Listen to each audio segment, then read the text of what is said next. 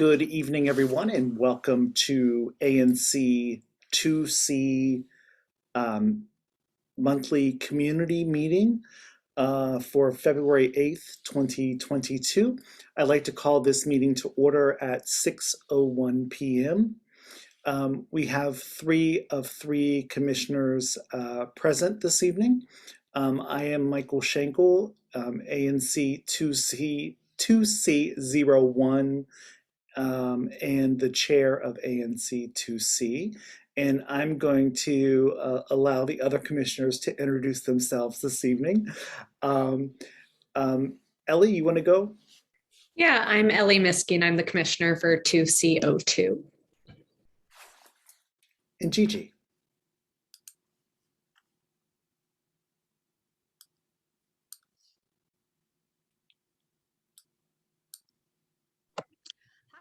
Hi, I am Gigi Nelson. I am the commissioner for SMD 2CO3. Great. Thank you very much for that. We have a fairly full agenda this evening. I'm going to just quickly review the agenda with us. All right. We're going to approve the agenda, the minutes, and the treasurer's report.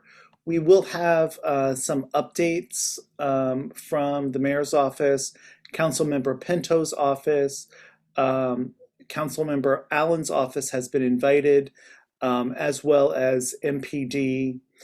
We will also have an update on the Legacy Pat Handy shelter from Department of Human Services. We have two community events that have been added to the calendar, to the agenda. One is for Her Story 5K Run and Walk, and then the Colon Cancer Alliance Scope It Out 5K, which we'll be hearing about those as well. I will quickly review an ABRA protest that we had and provide a resolution to that. Under our Public Space and Transportation Committee, we will be hearing from Tate Bakery and Cafe regarding a new sidewalk cafe that is being put forward. And we will be having an update from DDOT. I saw in the box there, we do have an update from DDOT to talk about the H Street bus priority project. And we have two holdovers from our last meeting. One was related to Penn Social LLC and the change of operations for their sidewalk cafe, as well as an occupancy permit for RPM Restaurant LLC. We also, on other business, tonight we will have the installation of bollards at a crosswalk along I Street at City Center. Have a discussion regarding that, and discuss continuation of the virtual meetings that are going to be able to continue for a while. The one thing that we did miss putting on the agenda was construction and demolition at 600 6th Street, 5th Street. Is anybody representing 600 6th Street tonight? Don't think so. So if they do happen to come on, we'll be certain to move them into that role. But at this point, we will have that presentation occur for the community at our March meeting, unless they are on this evening. Are there any additions or corrections or anything that we missed from our agenda?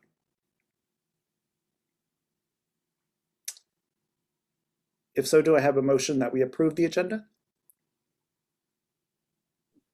Motion to approve. Is there a second? I'll second that. And all those in favor?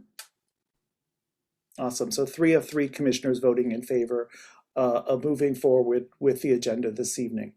Commissioners, have you had the opportunity to review the January 2022 minutes?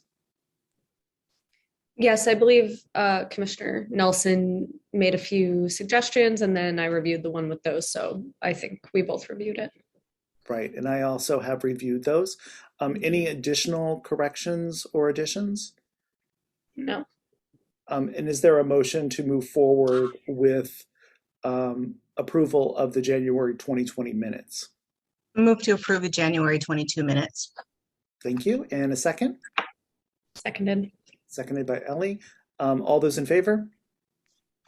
Raise your hand. 3 of 3 commissioners voting in favor of that. Treasurer's report. Okay, so we had a little bit of business with the Treasury. Nothing too crazy. So I want to go back to December though, because we didn't have 2 checks clear, we had to redo the December statement so that the beginning balance remained the same, which was $62,812.54. However, the closing balance did change. So the closing balance for December is now $62,779.54.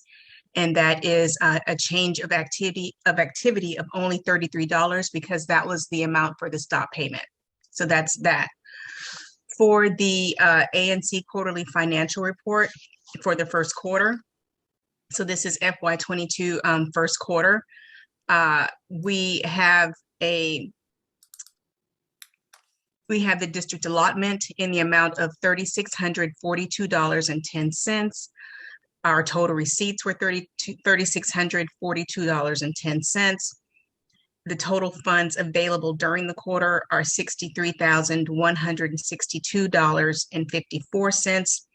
The ending balance for the quarterly report is $62,779.54, which, as you can see, matches the balance for December.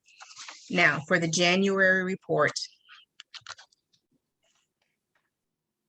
For the January report, our opening balance is $62,779.54. Our closing balance is $62,254.54. That is a balance of activity of $525. That $525 is comprised of the 3 checks that were written for the minutes for previous months. Does anyone have any questions? What was the allotments for quarter 1? We had several allotments that came in during quarter 1. We had 2? Yes, we did have 2 allotments come in for quarter 1. Yes. Got it. And since everything has been submitted on time, I expect that we'll be getting our other allotments shortly. Great. Thank you, Commissioner Nelson. And with the quarterly financial report, do we have a motion to approve the quarterly financial report? Motion to approve the quarterly financial report. And I will go ahead and second that. And all those in favor, say aye or raise your hands. So 3 of 3 commissioners voting in favor of submitting the FY22 quarter 1 financial report. Thank you for that. I appreciate the update and the report. I know that these can be once one glitch in the spreadsheet happens, look out. Gigi has been through it this particular cycle. So thank you, Gigi. And I'd like to also thank the commissioners and for Gigi for coordinating the bank visit in which we reinitiated the accounts with PNC Bank and applied for the Security fund. ANC Security Fund. Thank you so much. I appreciate that. Wouldn't come out of my mouth there. So thank you. Any questions with the treasurer's report? All right. We will move forward with the community announcements. I'm going to shift order here just a little bit, and I'm going to invite Pablo Vasco Rodriguez, who's representing Ward 2 Council Member Pinto's office this evening. They have a redistricting meeting that is coming up at 7, I believe, and we wanted to make sure that you guys got in there. So, Pablo, welcome. All right, thank you very much. It's good to see everyone. My name is Pablo. I am the Constituent Services Coordinator for Ward 2, if you don't already know me. And just to give some quick updates on what our office has been up to recently, Councilmember Pinto has enjoyed spending some time in 2C recently at the Capital One Arena and dining out to support our local restaurants. She also stopped by the Ward 2 COVID Center today, which is at 926 F Street Northwest. You can check the hours daily at the link that I'll post in the chat in a minute here, but it's generally open weekdays from 10 a.m. to 8 p.m. and offers free vaccinations, PCR testing, rapid take-home tests, and KN95 masks, and they are usually closed on Sundays. On January 26th, Councilmember Pinto joined Mayor Bowser and the Secretary of Housing and Urban Development, Marcia Fudge, for the start of the annual point-in-time count at the New York Avenue Presbyterian Church. The point-in-time count is the annual count of individuals who are unhoused in emergency shelters or transitional housing. This information is essential for identifying service needs and tracking our progress towards ending homelessness in the district. And it was an especially cold night and served as a reminder of why we must work quickly to help our neighbors through the housing process. Councilmember Pinto's BEST Act, which she introduced last year, had its first hearing yesterday. As a reminder, this bill aims to simplify and streamline the business licensing process and make it easier and more affordable for small business owners. Last Thursday, Councilmember Pinto sent her letter to Mayor Bowser with her fiscal year 2023 budget priorities. I'll post a link to the full 10-page letter in the chat as well. But some of the top requests include investments to help our neighbors experiencing homelessness through a new transitional housing site in Ward 2, expansion of the Department of Behavioral Health's community response team, help for renters and excluded workers through the expansion of the Emergency Rental Assistance Program, and funds for workers who were not eligible for federal stimulus programs or unemployment, funding for the Recovery Act, which aims to aid in the conversion of vacant downtown commercial space to housing, retail, and hospitality, funding to support the bids in filling vacant ground floor retail space, prioritizing small, local, minority, and women-owned businesses, also funding a Chinatown small business grant program to support our remaining Chinese businesses and cultural institutions, the Chinatown Green Street demonstration project, which would make improvements to stormwater management and pedestrian safety and increase tree coverage in Chinatown, creating a Ward 2 Senior Center, expanding the violence interruption programs and increasing funding for out-of-school time programs to boost the city's efforts to address the root causes of gun violence and crime, calling for increased community-based MPD officers to patrol on bike and on foot, and bolstering our MPD cadet training program so that more MPD officers are based in the communities they serve. The requests also call for returning MPD's Asian Liaison unit to Chinatown. And I could go on for a little while longer, but you can read the rest of the letter at the link I'll provide. A couple of last updates. Agency performance oversight hearings are continuing for the rest of the month into the beginning of March. I'll post a link to the full schedule in the chat for that as well. DPW's hearing was today. The DC Public Libraries is tomorrow. The Department of Employment Services is on Monday, and DDOT's will be next Friday, the 18th. If you wish to testify, please check the instructions that each committee has posted. All of these oversight hearings help the council as they craft the budget for fiscal year 2023. And if any of you have additional requests or comments related to the budget, please email Ella Hansen in our office, and I'll post her email in the chat. The mayor will be submitting her proposed budget to the council on March 16th, and the first council vote on the budget will be on May 10th. And as Commissioner Schenkel was mentioning, the Ward 2 ANC Redistricting Task Force is meeting weekly via Zoom at 6:45 p.m. with the day of the week varying with each meeting. These meetings are public, and I'll include a link in the chat for anyone interested in attending.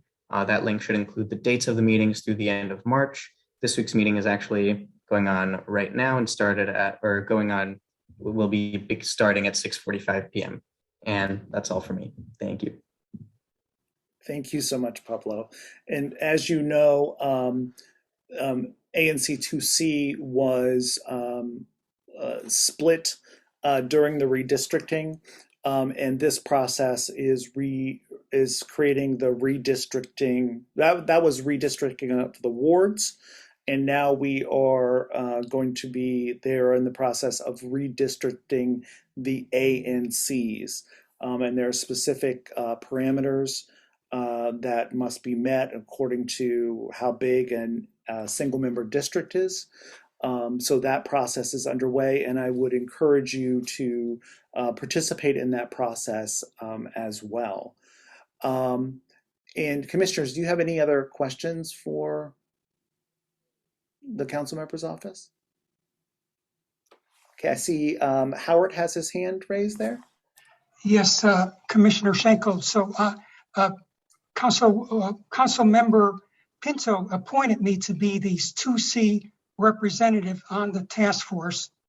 I've already attended several meetings, and I would like to brief the commissioners, 2C commissioners, if you, Commissioner Schenkel, if you want to set up a Zoom call with you and your fellow commissioners, I would like to brief them as to what is happening and to get their opinion on where we go forward with this redistricting.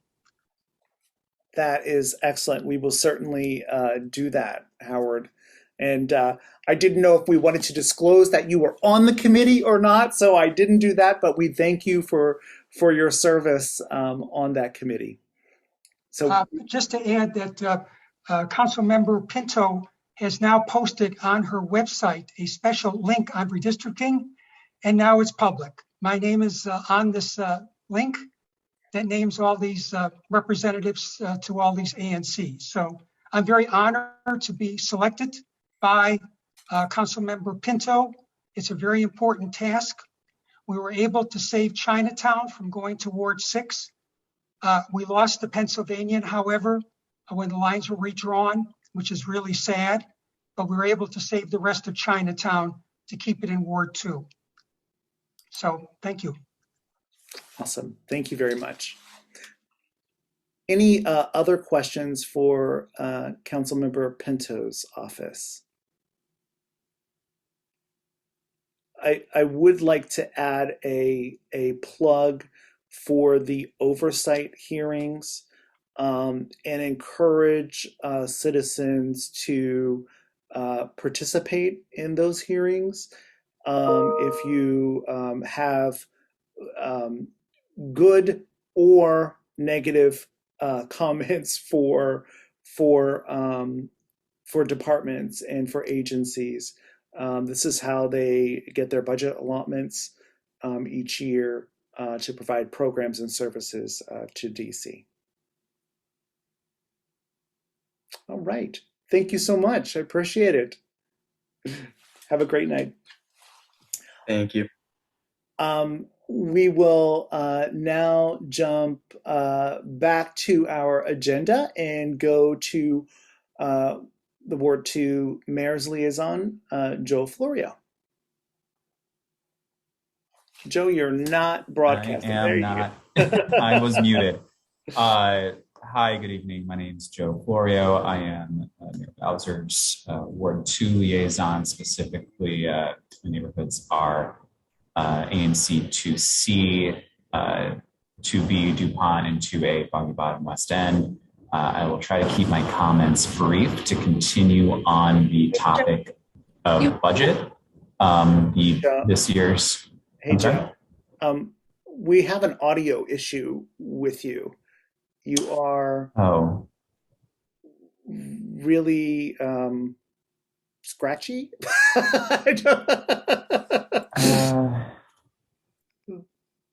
The joys of Zoom.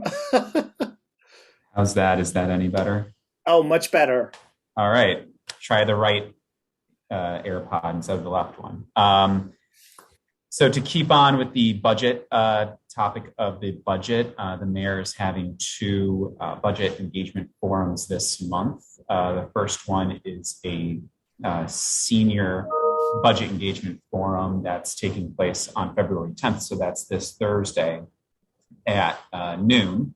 And the link is in the chat, and as well as a district-wide budget engagement forum that will take place on February 16th at 6 p.m. And the link is for that event as well. Moving on to brief COVID-19 and pandemic-related updates. We are approaching February 15th, which means that anyone that is looking to go into a restaurant, bar, nightclub, indoor cultural and entertainment facilities, indoor exercise and recreational facilities will have to be fully vaccinated, and that's 2 shots or the 1 J&J. It would be required for individuals 12 years and older. And remember, acceptable forms of proofs of vaccination include your CDC issued vaccination card. That can be the card itself or a picture of the card, your immunization record printout from the patient portal of your vaccine choice, and a COVID-19 verification app such as VaxYes, Clear, or MyIR. You must also present this with a ID for patrons 18 years and older. Something new, and I also believe Pablo touched on this, was the COVID centers that the mayor has recently opened, one per ward. Ward 2 is on 926 F Street, and just to reiterate, N95 masks, boosters, vaccinations, and the 15-minute rapid test are all available there. Again, 926 F Street. I will drop that link and that information in the chat because the hours do vary by day. So I would want you all to make sure you got the right hours if you would like to visit. And then the mask mandate was extended until the end of this month, so February 28th. At that time or just before that time, the mayor will revisit whether to extend or to end the mask mandate. And the mayor also reserves the authority to end the mandate if she sees that the data is going in the right direction for the amount of COVID-19 cases that are currently in the city. Moving on to some economic updates. DEMPED, the Deputy Mayor for Planning and Economic Development's office, just re-released funding into the Bridge Fund. The Bridge Fund, if some are familiar, was a fund last year that was aimed to go towards local and small businesses to help with any issues that they may have, the pandemic may have impacted them on. So this is coming back. It's targeting businesses that have with no more than $2.5 million in revenue for each of the years 2019, 2020, and 2021, and businesses that did not receive a PPP loan from the federal government. And so it's open now. It opened on January 24th, and it will close on February 25th at 5 p.m. And so I'm going to drop that link in the chat, the deadline there. So highly recommend anybody here on that should go and apply. Quickly, DPW updates. I know there's a lot of larger residential buildings that this may not impact downtown, but DPW Christmas tree pickup is going on until February 28th. So if there are any Christmas trees out by curbs and DPW is just missing them, let me know, and I'm happy to flag that. That goes for leaves as well if there's any missed leaf piles downtown. I haven't seen too many, but just want to make that offer. couple of updates more specific to 2C. I had been working with the Department of Transportation to get the alleyway repaved that is from 5th to 6th Street, just north of H. It's a T alleyway, but this segment will only be the east to west segments, not the north to south segment. And I just got confirmation in the last day that that alley will be on the 2022 alleyway restoration plan. So that is coming. I don't have any more further details as to exactly when, but I will be sure to share that as soon as I get it. So that's a bit of good news. I know that some neighbors in the community have been working with me on that for a while, so I wanted to let folks know. I'm trying to target a rat issue on Indiana Avenue that's more so on a private property, and trying to get some more commercial buildings to allow DC Health to get onto their properties to look at some rat issues more towards 6th Street, I believe. And then I've also walked through the individual SMDs and flagged multiple different types of sidewalk issues, graffiti, kind of illegal posters of the sort, and unfinished utility work. So if there's anything else, happy to look at it if there's any other issues. But for now, I'll turn it back over to the chair. Great, thank you, Joe. And I just wanted to also, did I miss the discussion on the encampments? Oh, yeah. Sorry. Well, if you could. Sure, yeah, I'll touch on encampments. I know that some folks on the meeting tonight had reached out to Commissioner Schenkel and wanted to have me expand upon the city's actions with encampments. And I know this is specifically for the New York Avenue encampment on 12th and 11th. So the city is well aware of this encampment in that location, and I know that they do send out services there every week. I did receive a note that there seems to be more trash there than there had been, so I'll make sure to tell the Deputy Mayor for Health and Services to go by and do a cleanup there for any trash and bulk items, and to continue providing services there, and to make sure that the folks there are on the path to fill out their forms to get housing. Some folks may know that there is a CARE pilot program that focused on specific areas of the city last year and into this year. So that was New Jersey and Oak Street, Noma. Right now, they're focusing on finishing up at 21st and E, and then they're going to start at 25th and Virginia by the Watergate, where other encampments are. And so this is a housing first pilot, as I'll put it simply. So what the agency is looking to do is to go in and offer housing first, and then follow up with the paperwork needed to make sure that folks who want housing have the lease and it's in their name. And so that was the focus of the specific areas. New York and 11th and 12th is not within that pilot program. So basically the city is going through and doing their normal process of working with the residents there. And I think Pathways to Housing is the contracting organization that is also working with folks there to make sure they have what they need and make sure that they're still on the process to get housing. So I just wanted to let you all know that I will make the request for DMHHS to go out to that site soon to do a cleanup, clean up any bulk items. And then folks, you have my information in the chat. Please feel free to use that. If you find that there's trash, that are, trash cans are overflowing, or bulk items, please let me know. I talk to DMHHS almost on a daily basis, and I'm happy to send out information.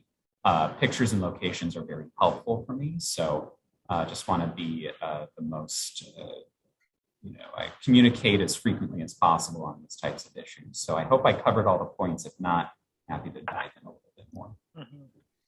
No, that's very helpful. And I know that has been an ongoing concern, not only at this location, but it's kind of moved around with the park closures that have been occurring. So we do know that that is definitely an issue there, and we appreciate you staying on top of that.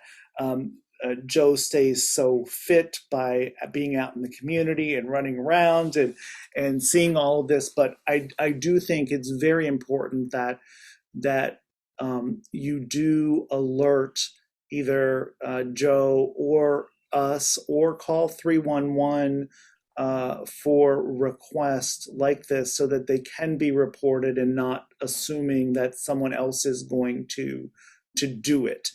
I do my best to walk areas and look for issues and report them, but the reporting that I do is the same reporting that you would do as a citizen of DC, and it is going to take some work to do that.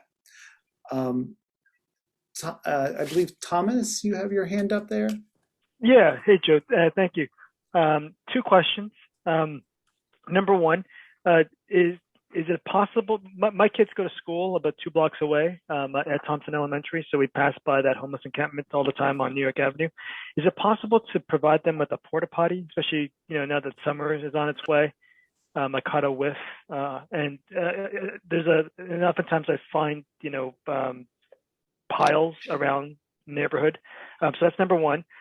Number two, is there a residency requirement for pathways to housing? I wonder if, whether DC then becomes like the, recipient of the home of individuals from all across the country, and whether the city has the resources needed to house, more than its fair share of the homeless population. Yeah. So yeah, on the first point for the Porta John, I believe there may be one there now, and that's relatively new. That's probably within the last couple of days, and I was just told about that today. So if that's not the case, I will walk by and look at it and see if I can make that request for that area. Yeah, and Thomas, I did walk by there on Sunday and kind of inspected the area. There was a porta potty there. I did open the door, and it is nice and clean. So I guess it was new in that area. So definitely that is there now. But thank you for bringing that up. And then on your second point, I guess you were saying if the unhoused individuals needed to be kind of like district residents in order to get district services, and how does Pathways work with that? I don't want to speak for Pathways since I'm not a part of their organization, but internally, I haven't heard of anything, that would say if you're not a resident or show documentation that you're a resident of the district, that Pathways wouldn't provide services. I haven't heard that, but maybe we can have Pathways come and answer a few questions in a future meeting. Yeah, just curious. That's a great question, and I may be able to shed some additional light on that. There, depending on the program that is being offered, there are residency requirements, and the requirement to prove who you say you are, which requires an ID for some services to happen. So that is where a major issue emerges, with individuals not having ID and then having to go through a process to get an ID, which can be very time consuming. But I do think it's a good idea for us to invite some folks, or even hold a special session related to housing issues and the encampments and homelessness, about the process, so that people can kind of understand what process is happening.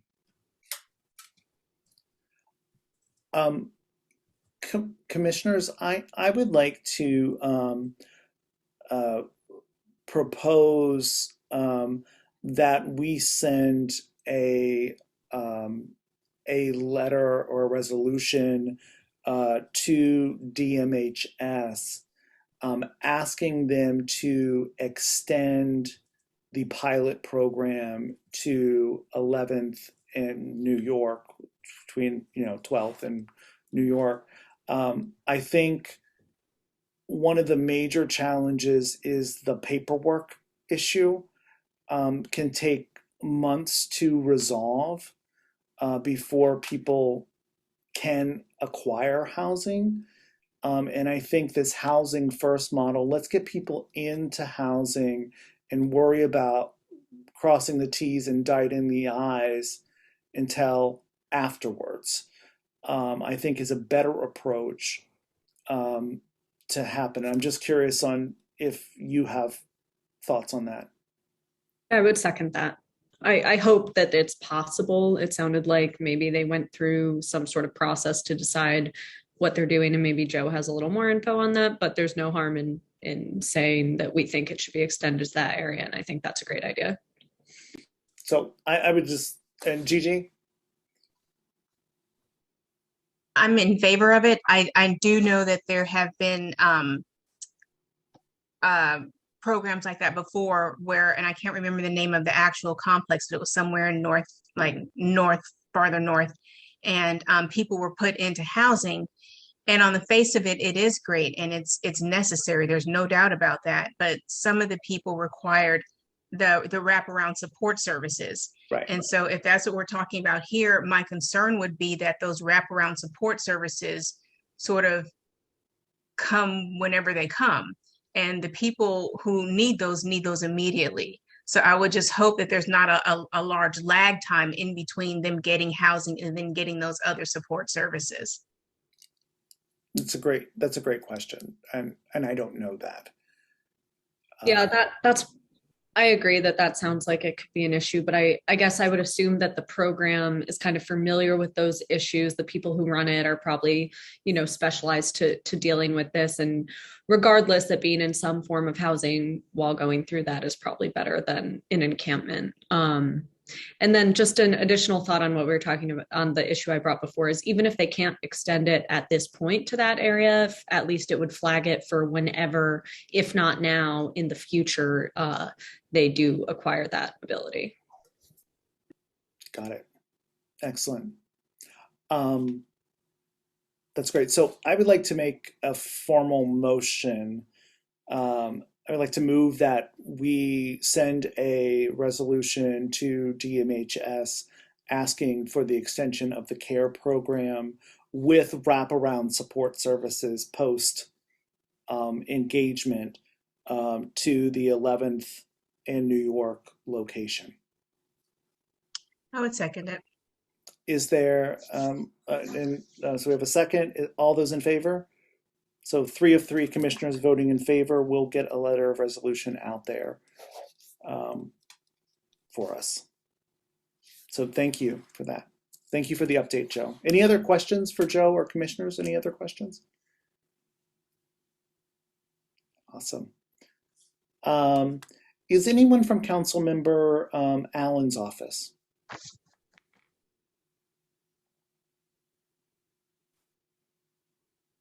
I'll quickly mention while we wait to see if someone is here that I think Gigi as well, but I did get to have a kind of one-on-one meeting with Council Member Allen this past week. So it was good to just touch base with him and he made the time for that. So if anyone has issues they want me to raise to him as well, especially, 2CO2 being in Ward 6 essentially now, please reach out. Or 5, I'm sorry. Did I mess it up? No, 6. Sorry. I commit that one to memory now. Terrific. Awesome. Thank you for that. And I did also want to mention that on Thursday, there is a meeting for ANC commissioners with the National Park Service to discuss the encampment process that the National Park Services utilize in that process. So I'll be participating in that. So just to give that as another connection. Thank you for that, Joe. And I don't think anybody from Councilmember Allen's office is on. Um, so I'm going to move to MPD 1 and go to Captain Darrow, who has joined us. Hello, everyone. Sorry about my tardiness. I had your old meeting time on my calendar for some reason. It's been a few years, but sorry. Yeah, you are right on time. You were right up. Okay, great. So looking at the crime in your area for the last month, violent crime has been flat. We had 2 cases, one a sexual abuse allegation with an arrest that was in the 400 block of H Street Northwest. As you might know, we don't get a whole lot of information on those cases, even ourselves, because of privacy issues. So all I can say is that it looks to me like it was not stranger related and that there was an arrest in that case. The other one was a robbery. This was of a delivery driver that was delivering money to a bank from District Taco, actually over on 8th Street Northeast, delivering money to a bank in your area, and a car drove up and held him up and took the proceeds of the business that he was trying to deliver to the bank. So that's really the only kind of street violent crime that we've had in the last month. Property crime, on the other hand, is up significantly, in every category, just about stolen autos, theft from auto, and kind of petty theft from businesses. We're seeing huge, 3-4 times what we saw last year, or even more. So closer to kind of the pre-pandemic levels. As you know, 6th and I, some of the areas around your ANC have been theft from auto hotspots for us in the past. Those in the last few years were significantly lower with the pandemic closures and whatnot, but those have now rebounded. We are focusing on those. We've put up some resources in your area to focus on the property crime. The petty theft, I looked at some of those numbers. It's everything from kind of, stuff being stolen from the Apple store to rideshare bikes being stolen to just all kinds of stuff all over the board. So we're really just trying to focus on presence in the area and visible presence to deter some of that crime. Another challenge for us, to be honest, is that a lot of these crimes now, again, with some of the procedures we put in place with the pandemic, are being handled by the telephone reporting unit versus our beat cops, which does help us out with, how much time the officers have to patrol the beat. But the downside is that we don't see those sometimes for days until they come across our desk. So we're not able to monitor in real time as much as we used to be. So that's something that I'm kind of working on, thinking about how to address that.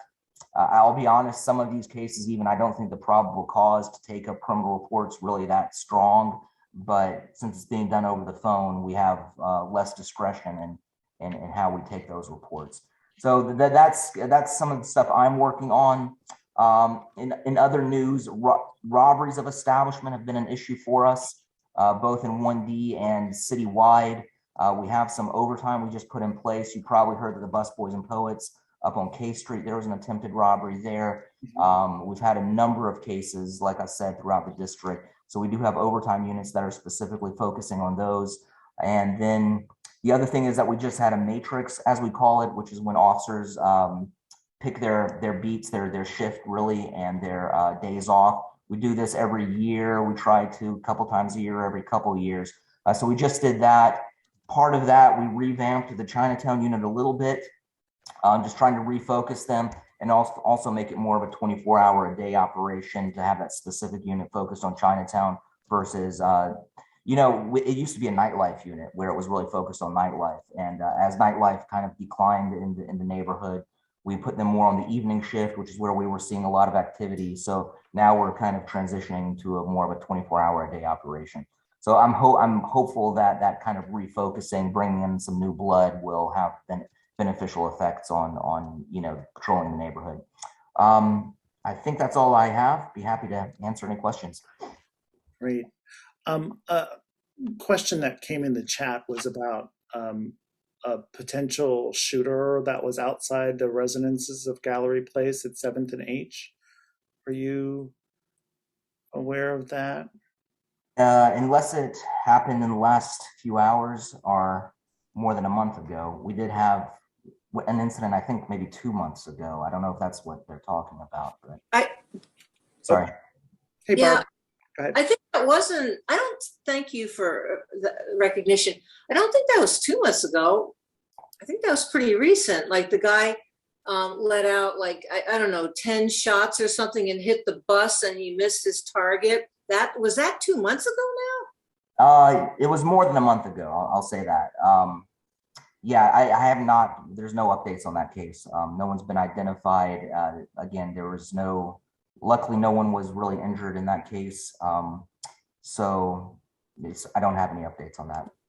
Okay, I appreciate that. And I just wanted to add one extra thing that, there's reported crime, there's crime like that doesn't get in the books. And so maybe I'm, I don't know, overly sensitive, but I feel like it's generally unsafe out there, just based on my own experience of having lived here for 14 years. And so you can say, well, the crime, it's not up or this or that, but I'm really worried about, the anxiety about going outside. I'm worried about when a homeless guy who sits in front of McDonald's, he'll get up and lunge at me, but he doesn't do it. He doesn't, he's like within an inch. So, so it's all okay, nothing to report. And I guess I really, really am a big fan of the police. I think, I say this a lot. And I just think we really need more patrolling for those kinds of things that don't get reported, but that are happening to us. And so I'll stop. Thank you. I hear you on that, and I'll say you're not alone at all. And I think over the last probably year, that's been kind of the main thing we've been discussing in these meetings. Is that the numbers don't really reflect kind of the perception that the neighborhood's unsafe and that people are uncomfortable. There's a lot to that. I'm having these conversations almost every day. And it's not just your neighborhood. It's everywhere that I supervise, from Mount Vernon Triangle down to Penn Quarters over into the second district. All the downtown areas are kind of experiencing the same thing. Some of it has to do with mental health issues, which as I'm sure you've heard in kind of the national narrative and even conversations in this city, is how much should the police be involved in addressing mental health issues. Homelessness, which I heard was just discussed before I came on, is a big part of it as well.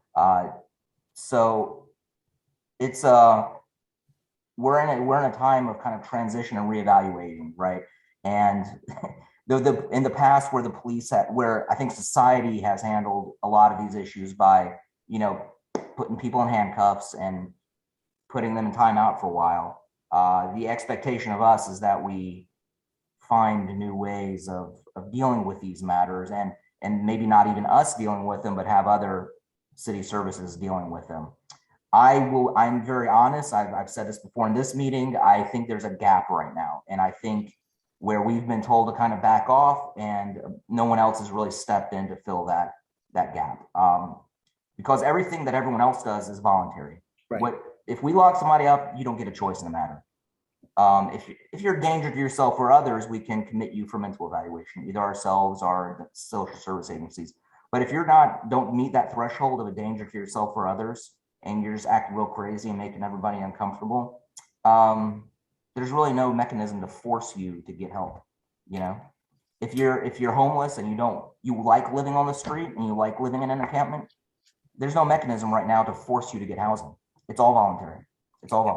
So what do we as a society do to maintain order, and keep people comfortable without forcing these folks, to get off the street, to get help, to get mental, help, to get substance abuse help, whatever it is. I think that's where we're at. And it's frustrating. It's extremely, I was on the phone with a business owner yesterday who's just so frustrated with the situation. And honestly, I am too. And a lot of our officers are.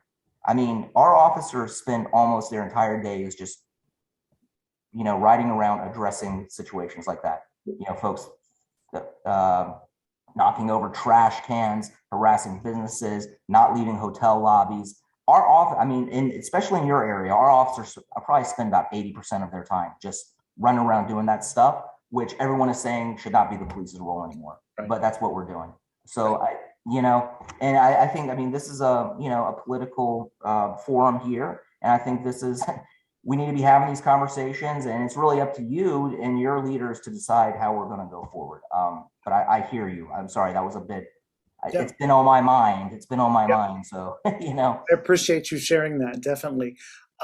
Before we take any more questions, I just want to see if MPD2 is with us this evening.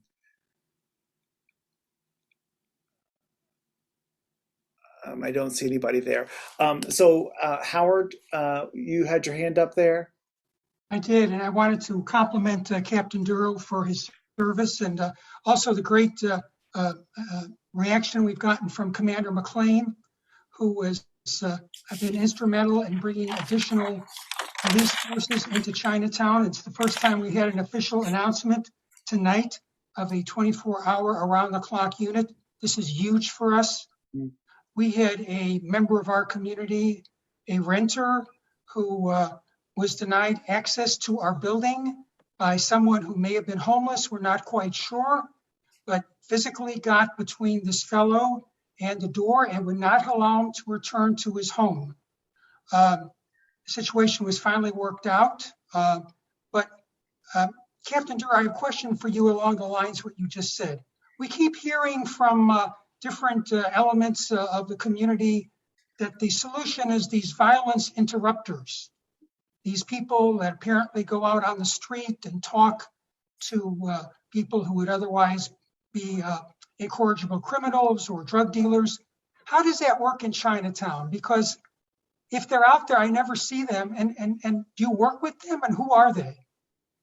Thank you. Sure. Yeah, there is a violence interrupter program in DC. However, they're only focused on certain neighborhoods, and Chinatown is not one of those neighborhoods.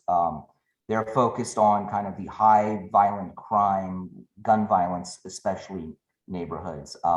So I think there were 4 or 5 up to this point. The city's getting ready to expand that by another 3 or 4, I think, with this upcoming budget.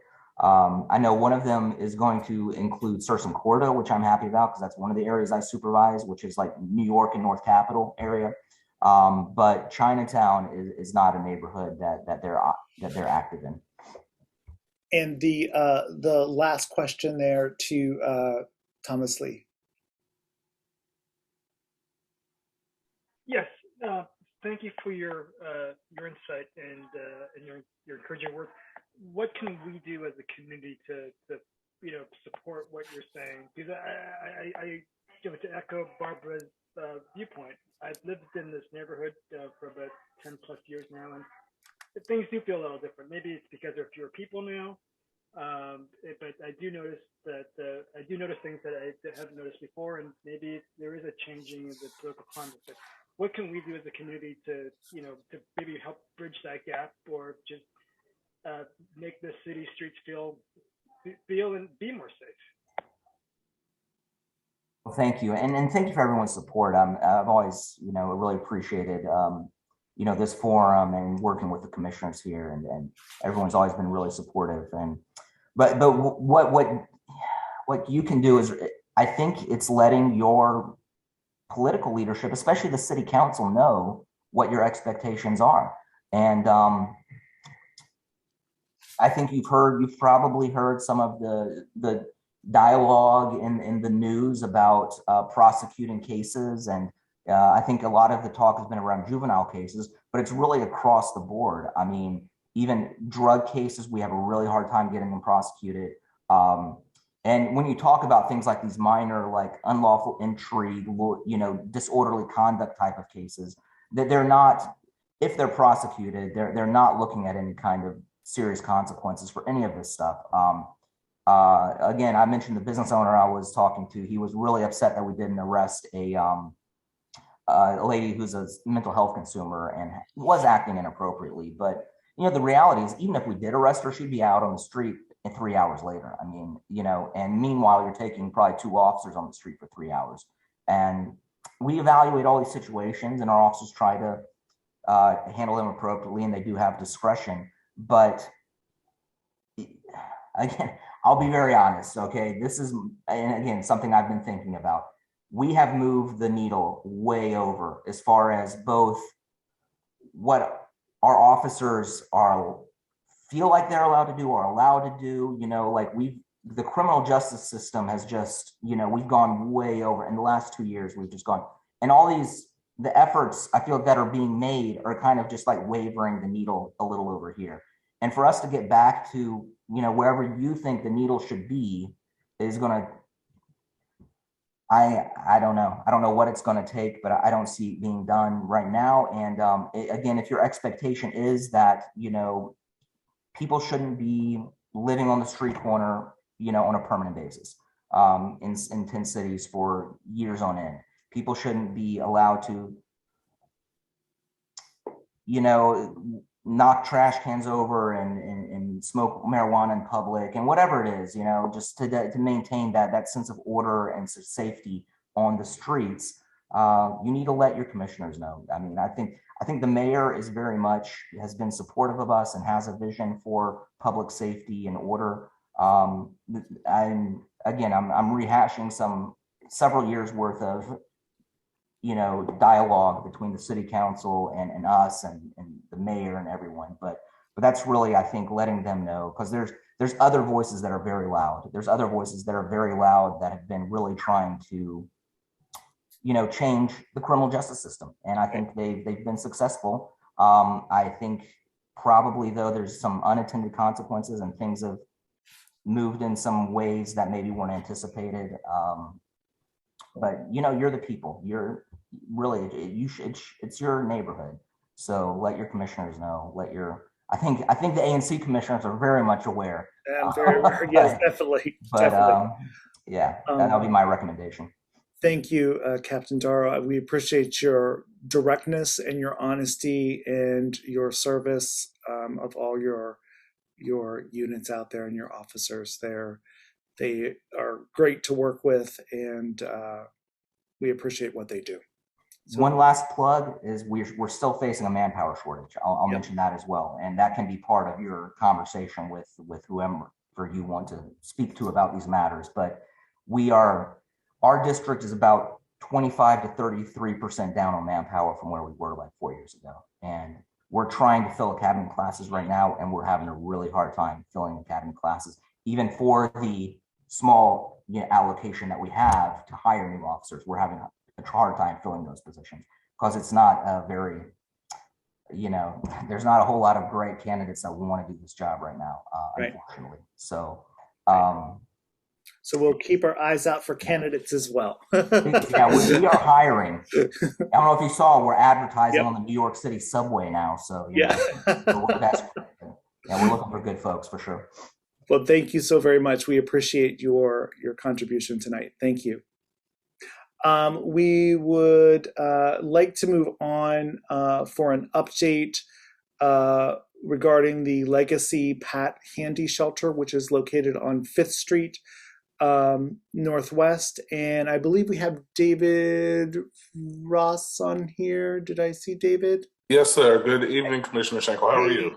I'm very well, thank you. How are you doing? I'm good, my friend. Thank you so much. I'm also joined by Ms. Lisa Franklin, who is our Capital Projects Manager.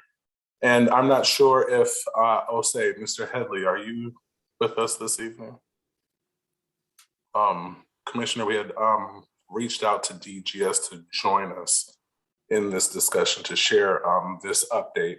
And that is, we had previously communicated that the gentlemen who are currently temporarily occupying Pat Handy Legacy would begin to transition to their new to the new shelter beginning this spring. I think March, April was the date we previously communicated.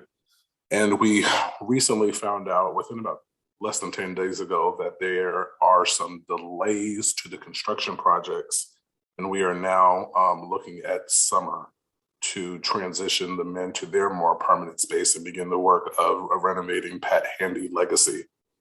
We can field some questions, but we really will take those that we cannot answer back to our DGS partners and make sure that we get a written response back to you to share with your community. Got it. So we appreciate you being here to start with, and acknowledging this. And I think that the delays that have emerged with this is this a DGS issue, or is this a DHS issue, or a combination? I need it kind of broken down to like where is the challenge at here? Understood. I think, and Ms. Franklin, please correct me if I begin to go astray. I think part of the issue, because of how near and dear this is to your residents, to the constituents that are on this phone, I think we focus on dates. Like we'll finish March 16th, we'll finish April 12th. And with construction, there are no definitives, right? I mean, the nature of the beast is you make projections, you have plans, but you can plan to knock down a wall. You don't know what's behind that wall. And if you knock down the wall and there's something there, there's a delay in that process, right? So there are delays to the construction process, which is really why we hoped our DGS partners could join us to give more specifics on what exactly those delays are. But this is not a programmatic delay to our plans to move gentlemen as we had planned previously. Got it. So, and I guess from a constituent perspective, this demonstrates some of the inefficiencies of government and agencies working and collaborating together. It just brings this all right to the forefront that, you know, in my role and in my job, if this were to happen, there would be consequences that would occur. And we move the women out of this shelter over a year ago very quickly because of a concern for this building it being in disarray, and now we have men in it. It doesn't make any sense to me that this is happening. So it sounds like this is just is there coordination between DHS and DGS about this project, I guess? Well, there is, and that's why we were able to one, learn about the delays as early as we have, and two, so I remember Tim Robbins from the 90s. He was a sort of a self-help guru. Winners move forward with imperfect plans, and losers waste time trying to perfect the plans, right? And what we knew we had to come to your community. We know from our past experience with communications, the later we wait, the more just questions that sort of introduces. So we want to be as transparent as possible, as soon as possible, to share the fact that there are delays. We are working very closely with DGS now to monitor the monitoring of the plans, because again, this not only affects your residents in terms of what your expectations with this project is, but this really is a delay to our plans too, to move gentlemen, to continue to build and expand and really make more our shelters more palatable, not only for our residents, but for the communities that they're in. So I won't quite use inefficiencies. Again, I would use the term delays typically associated with construction projects. Right. But it just seems like nothing has happened in this process. I know there's a lot of things going on behind the scenes, but we heard that there were permitting delays. There were all kinds of challenges associated with this. And it seems like if there were better coordination, this would not be happening. And the problem becomes, and we've expressed this on numerous occasions, the inability of those security folks to do anything outside of the walls of that building, which does not make any sense to us. And I'm going to be completely honest and advocate for our council member to make changes to that law to have those people come out, or that regulation to have people come out of that building and monitor the guy who's standing in front of there blaring his boombox and disturbing residents. And it just doesn't make any sense. Last night I walked through that alleyway, and on the back steps of that shelter, there were 6 to 8 gentlemen hanging out there, smoking weed, exchanging items. It just seems like this is totally a chaotic, uncontrolled environment. Now, whether they're part of the shelter or not, the shelter shouldn't be letting them sit on their steps if they're not part of the shelter, and move them on. And this is part of the problem. There's no control, and no one takes ownership of the control of the environment that we are seeing here. And it's really frustrating for me as a commissioner to say, there's nothing I can do with the guys taking a dump in your alleyway because they don't want to go into the building because they have to be patted down again to get inside to use the restroom. This is not working. We did not have this problem with the women in this location. There's so many problematic areas here that we see just deficiencies in finger pointing. And we need solutions to this. And if there's going to be continued delays, we need DHS to step up and say, how are we going to fix this? And not point the finger that it's someone else's issue, because it's a DHS issue, because this is the shelter that you are putting men in, and we need help resolving it.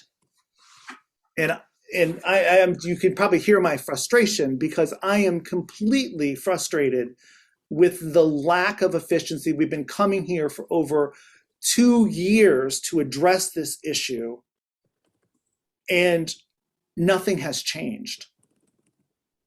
And it's unacceptable to me. And, even when you approach people with inside the establishment, everyone, well, it's not my issue. But it is an issue. It's a DHS issue that we need to resolve. So I don't know how you're going to do that, but we need help resolving it now. We cannot wait until summer. And then when summer comes along, it's going to be fall, and then it's going to be winter, and then we're going to be in 2024. And my biggest concern with all of this is that the men are not going to be moved out of the shelter, that this is a long-term sticking them in this location, and that is totally not going to fly in this community at all. I'll just let you respond. No, your points are valid. I'm not here to refute that, right? I hear you. I hear your frustration. I appreciate you sharing them. I can unequivocally confirm that our goal is not to turn this into a permanent men's shelter. It is the Pat Handy shelter for women. It was identified, selected, and named to provide a safe space for women who have experienced domestic violence issues. There was sort of the transitioning of men and women to accommodate construction and renovation to get us to where we're at to this point now. But there is absolutely no want, no interest, and there have been no discussions. I've been in my position for a year of the 2 years you referenced, and I have been in, if not all, most of the discussions regarding programming, some of the discussions regarding facilities, and not once ever has anyone ever discussed keeping the men there permanently. So please know that we hear you. I'm sure it's a wait. Okay, we'll see. But whereas I cannot confirm a specific date with the construction project, I can confirm it is not our will, it is not our want or intent to keep them in there permanently. Got it. And And so at DGS, who should we be bringing to this meeting to discuss this issue? Ms. Franklin, are you able? I am. Hello, everyone. The person that's managing the project for us at DAGS is Osei Headley. He is the program manager that manages the DHS Human Service Cluster. And he should be able to give you all specifics regarding construction that you need. Great. And I will just want to comment on one thing you said, David. It is not our intention to stay here permanently. The temporary swing space that we have acquired has a limited lease, and the owner has already identified potential other use. So we're not planning to stay there long-term. As soon as the renovations for Pat Handy are completed, we will be moving the women back. Thank you, Ms. Franklin. Thank you for that. I have two folks. Mike Anderson, your hand's up first there. I actually just wanted to make a quick comment. Oh, I'm sorry, Commissioners. Go ahead. I'm sorry, Ellen. Sorry. No, Okay. You covered like pretty much all of it. I just wanted to emphasize Michael's point about, how long the men are going to be there. Also, we've talked about this, but the fact that the conditions there were so bad that's part of why we were taking people out. And now we've had people we expect to be living there, and then we get mad when they don't, want to be in that facility, and that's kind of disappointing. And then I just wanted to emphasize the boombox thing too, that it's gotten to a point that the property manager of my building reached out to me because he was getting so many complaints about that. And obviously there's been a shelter there for a long time, and there's a certain understanding of what that requires and that people are allowed to be outside and whatnot. But Michael made that point, but I just wanted to emphasize, I've been doing this for like over a year, and my building manager hasn't reached out to me before. And he called me because he got like 4 complaints within the past last weekend. So I did want to just emphasize that as well. Thank you, Ellie. Thank you, Ellie. And Mike, I'm sorry, you want to come on there? Yeah. Thanks, Michael. Mike Anderson. Apologies for not providing video here. I'm not able to do that at that time. But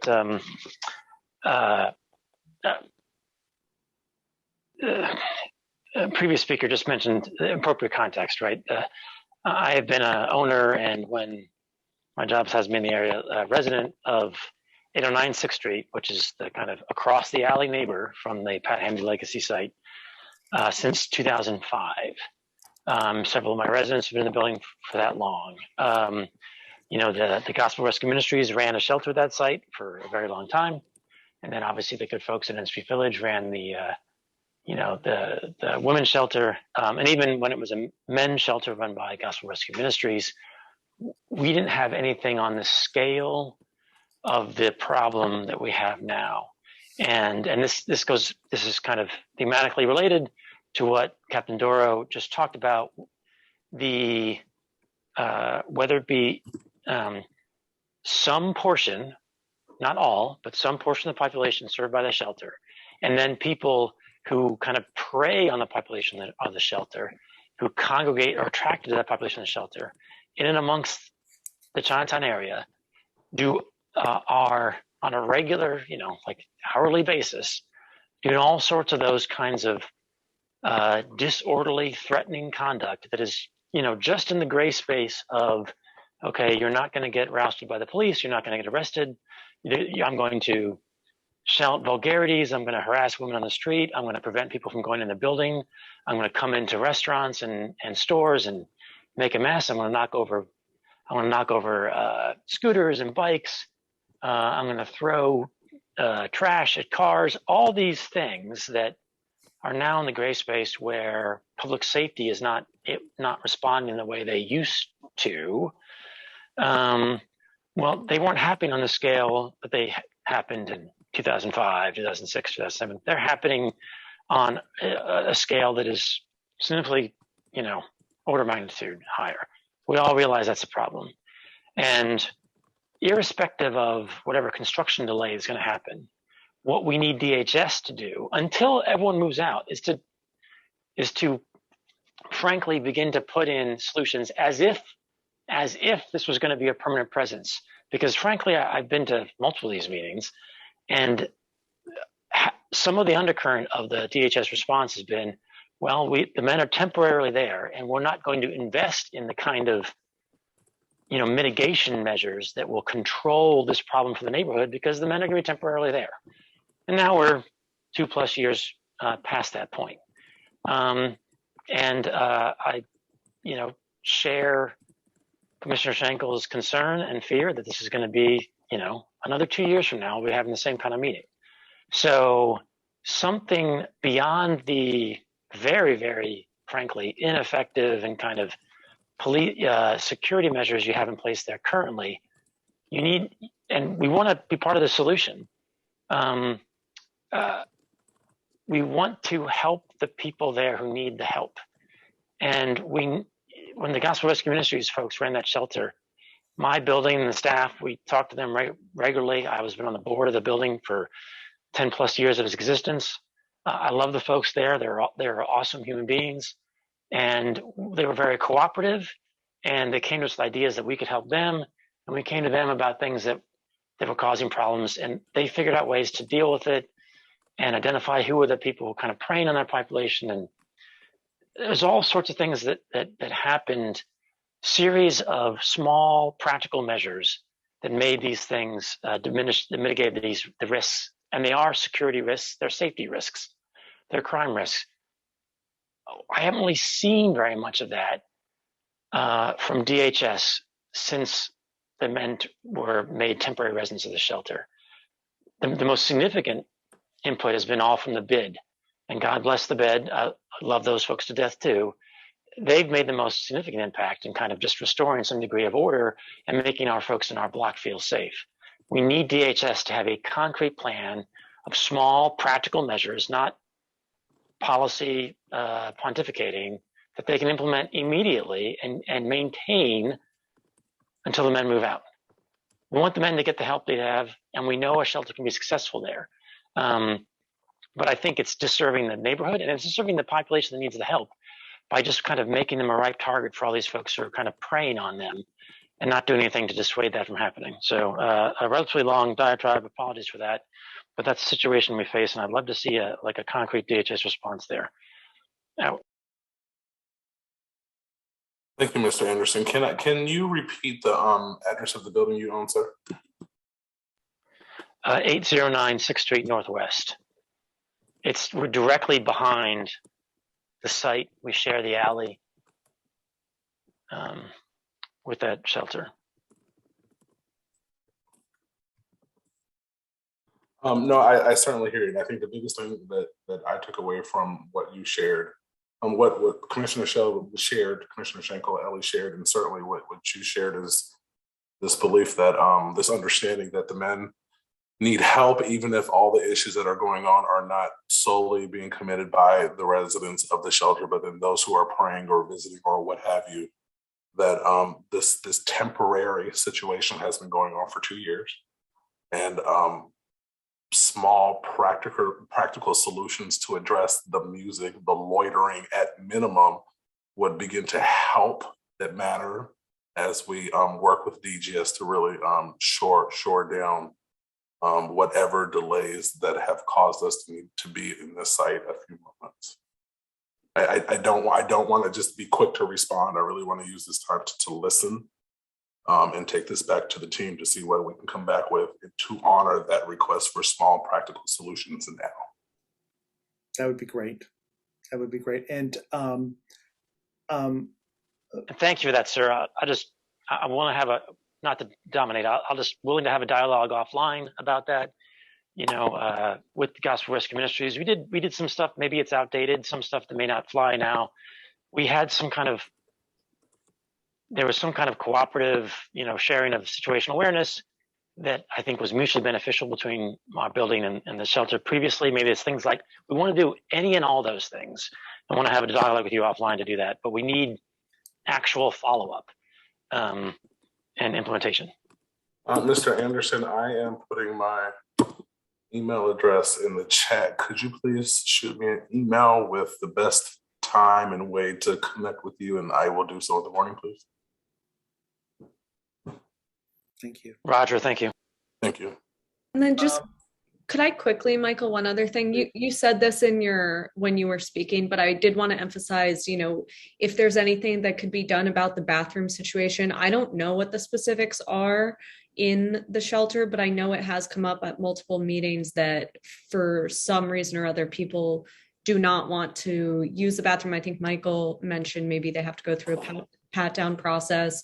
And I feel like that's one of those smaller measures that maybe that could be looked at a little differently. Obviously there's safety concern reasons at play. I understand that, but I just wanted to highlight that as well. Sorry. Thank you, Ellie. I took that down.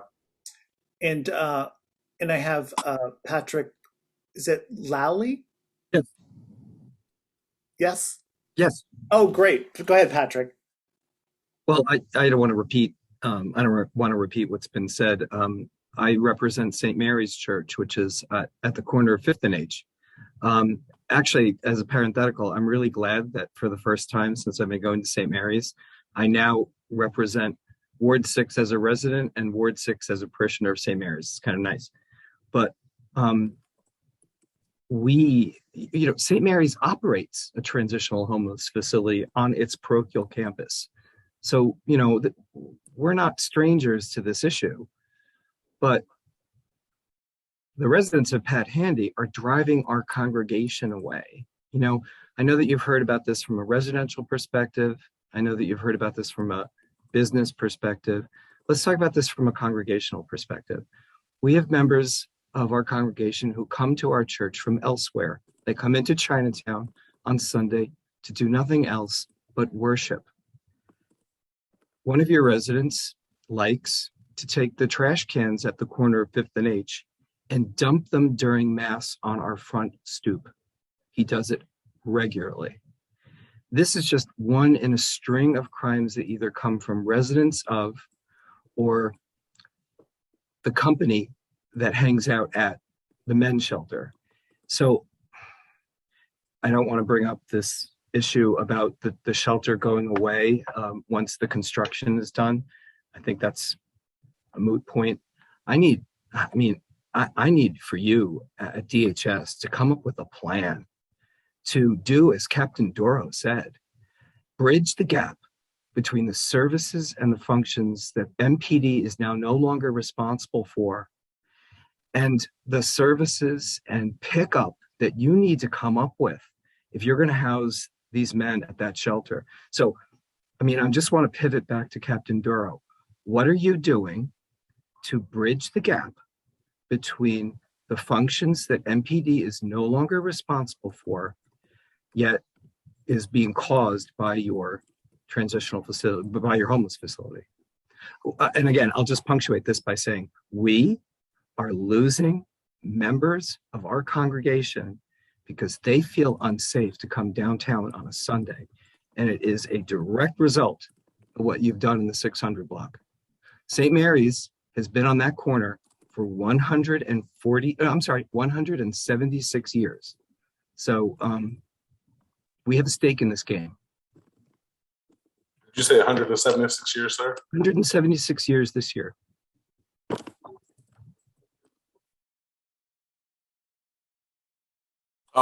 Do you see my email, sir? Are you able to drop me an email as well? david.ross@dc.gov. Thank you, sir.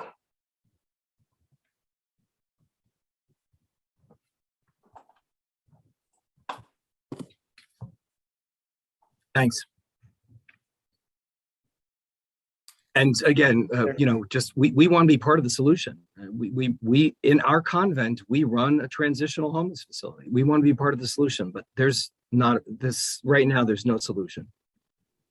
And what I appreciate from this I've been in several conversations, and I appreciate what I'm hearing is passion, concern, seriousness, intentionality, and I received that. I do. And I thank you for that. So, and I think that, you know, we definitely want to be part of the solution, but but you as the DHS, as the controller of this space, needs to help make those decisions. We are kind of at our limit of having this engagement because there's been nothing happening. So we'll follow up with you and figure out a plan. And by all means, I think, you know, people want to be involved in helping to solve this solution, but we need action. And I hear that, and I've heard that loud and clear tonight. Thank you, Commissioner. Thank you. And thank you so much for being here and telling us the news and what's going on. I'm going to ask Osai Headley to attend our next meeting in March to give us an update on what's going on with DGS and this contracting process. Heads up, he spells it OSEI, but I have to write things down phonetically. O and then say. Say, can you see? Oh, gotcha. Oh, yep. Gotcha. Yes, sir. Gotcha. Thank you for that. Not a problem, sir. Very much. And thank you to Ms. Franklin as well for being here. Thank you. Appreciate it. Thank you. We will now move on to local events that impact the community. We have Jewel Henson?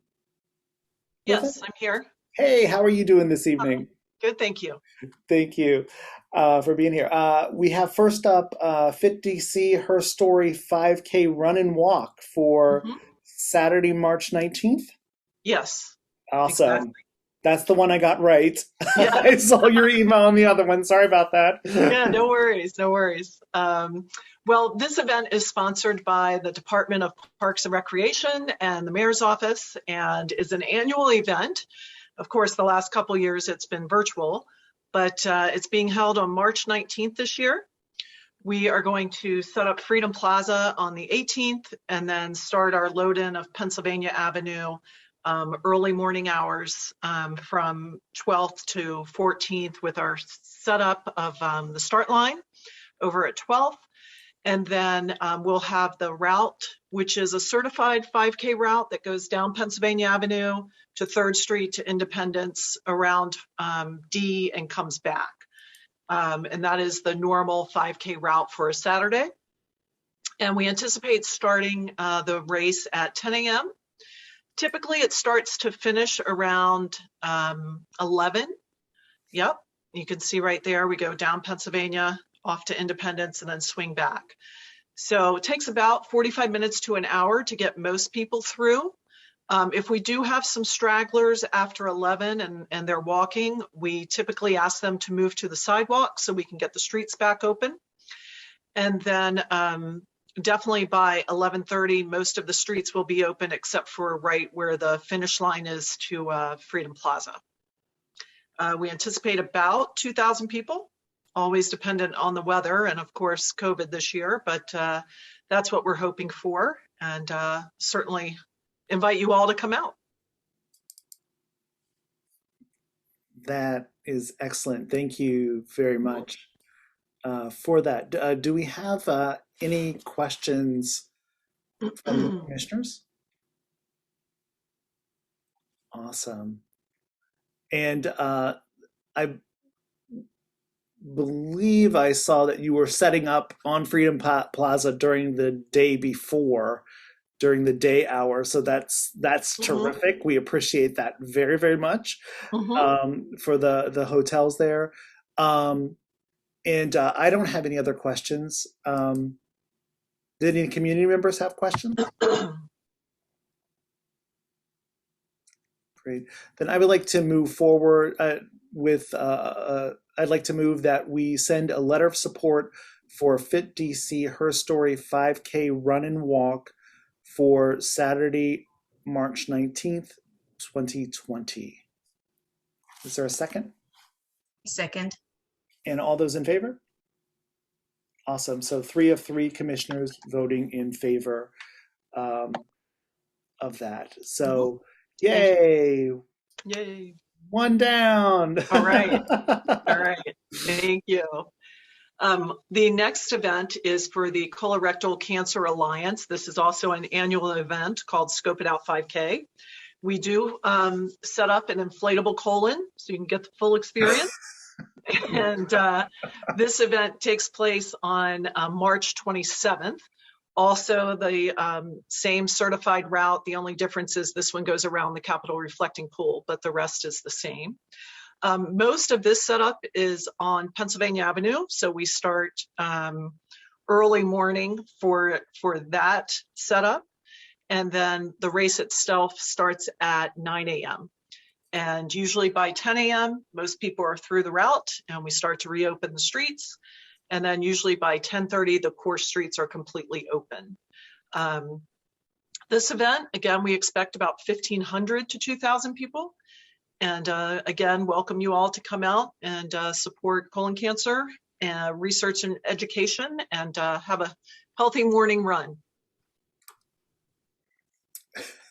And is this star where the big colon is? It is actually. I love that. Right there. So come out and visit. I love that you have an inflatable colon. That is so fantastic. Yeah. I pictured the root just being the shape of the colon. Yeah, I did too. I totally did. I totally did too. That's funny. Terrific. And this is on a Sunday, correct? Correct. This is a Sunday. Any questions from the commissioners? Awesome. Any community questions or concerns? Awesome. Then is there a motion to send a letter of support? Motion to send a letter of support. Got it. And a second? Second. Awesome. And all those in favor? Terrific. Great. So 3 of 3 commissioners voting in favor.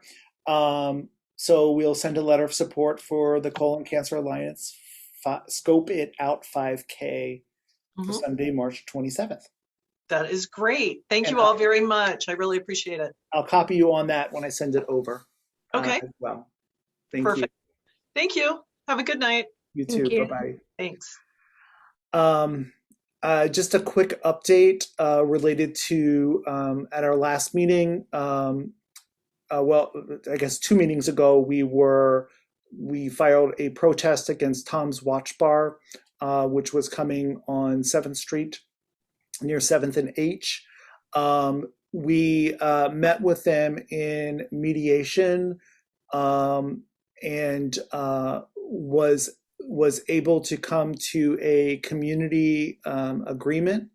That agreement was submitted to ABRA for review and consideration, and the board came back to us and asked us to make some small word changes to that. But that agreement is going to be heard at the next ABRA meeting. What the agreement basically does is it asks the establishment to remove certain speakers that are attached to the walls that are adjacent to 777 Gallery Place, as well as to provide appropriate contacts for resolution of noise and concerns, and to address those concerns acknowledge the concerns within 72 hours of a complaint, and to provide strategies within 30 days to address the issues at hand. We're going to see if this works with the residents of 777 Gallery Place once the establishment opens, and we'll be able to, if not, we'll come back and we'll investigate some next steps that we can do with them. So just providing that update to the group. Also, Ultra Bar, located on F Street Northwest. We had a protest that has been filed for 2 years now. And we, about a year ago, we put a motion to stay that, or a motion to hold that protest until they reopened. They have now reopened, and we are moving forward with that process, and we'll be scheduling some additional mediation that will be coming up in the next couple of weeks. So TBD on that. Are there any questions or concerns from folks? And I know that Howard Marks and Barb Wanaski, well, I'm sorry, I totally butchered your name. Barb, help me out. Wait. It's one Chisen. It's so One easy. Chisen. It is. It's exactly like it's exactly like it's spelled. So, I know. I know. I'm so sorry, and I totally screwed that up. We're very instrumental in negotiating or helping to negotiate the settlement agreement. We weren't able to get everything that we wanted in the agreement, but we moved in the right direction. And hopefully this will provide some resolution and some comfort to the residents. Yes, Chairman Schenkel, we want to salute you for your efforts in supporting the 400 residents that live in the Residence at Gallery Place, 192 units. We think that the negotiated settlement is more than halfway meets our concerns for after-hour noises. It's not perfect. It is a compromise, but we in the building decided that we did not want any more vacant space. You know, we have too many vacant storefronts in Chinatown.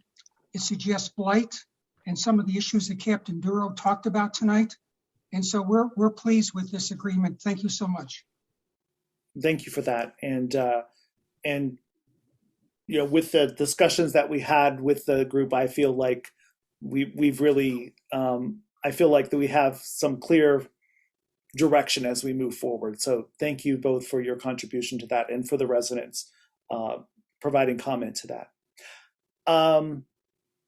I would like to move to Tate Bakery and Cafe at 1090 I Street Northwest, a new cafe, unenclosed.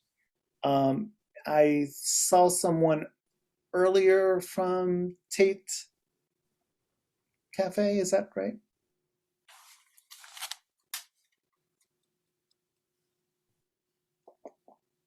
Hi, this is Brendan Boyle. I'm with Tate Bakery and Cafe. I'm here along with Deborah Moy to present our application for the patio seating.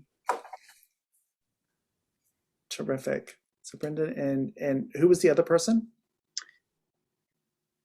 Deborah Moy from Restaurant Consultants. Oh, Deborah Moy. Terrific. Hi, Deborah. Which one of you are speaking on it?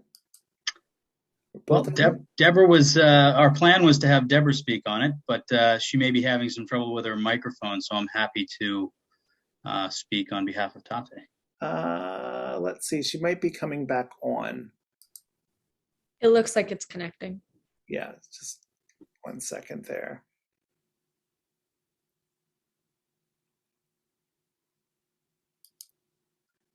Deborah. Okay, Michael, I think I'm here finally. Oh, you're there. Yay.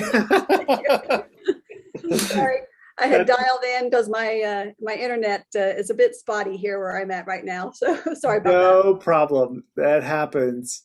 I'm gonna sign off on the phone and hope I can stay on the computer. Got it. Got it. Are you able to pull up the drawing for us? Yeah, let me just grab that. So yes, I am Deborah Moy with Restaurant Consultants. We're processing the permit for Tate Bakery and Cafe. And Brendan is here with us, as well as Kevin Vargas from operations. Yeah, so there you can see the elevations and photographs of the area for that corner. It is at the corner of I Street and 11th. And the patio seating, if you can flip to the other, there should be another drawing as well.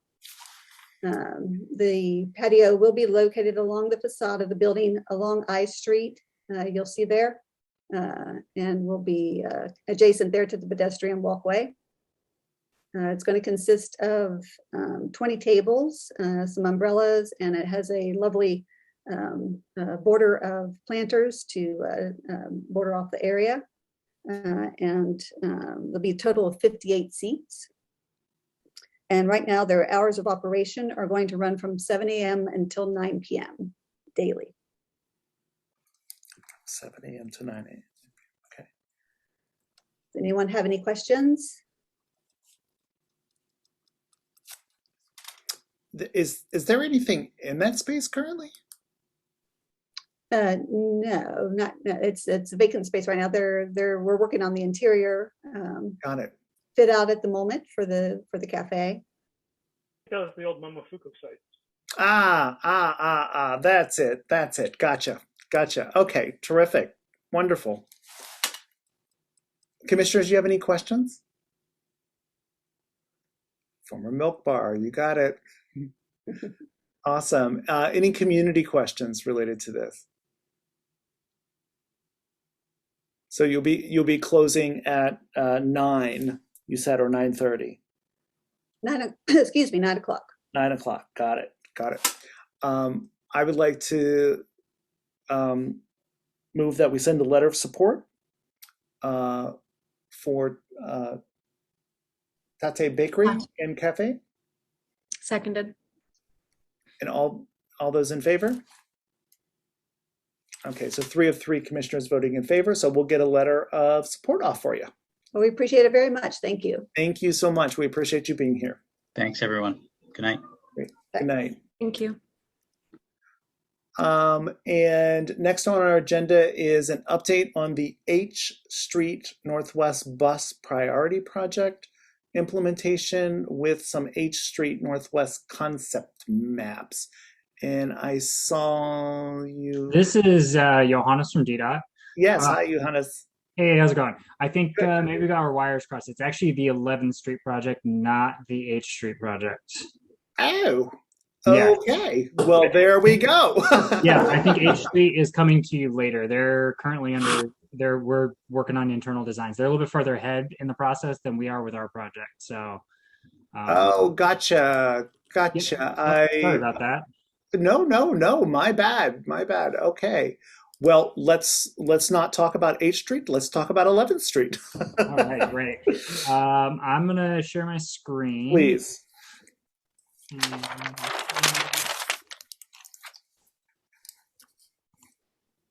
All right. You've seen a presentation yet? Yes, we do. All right, great. All right. So I'm Johannes Benhoff. I'm a transportation planner with DDOT working on bus priority projects. Some of you might remember me from December and some of the other projects I have presented for the ANC. This project is in the conceptual design phase.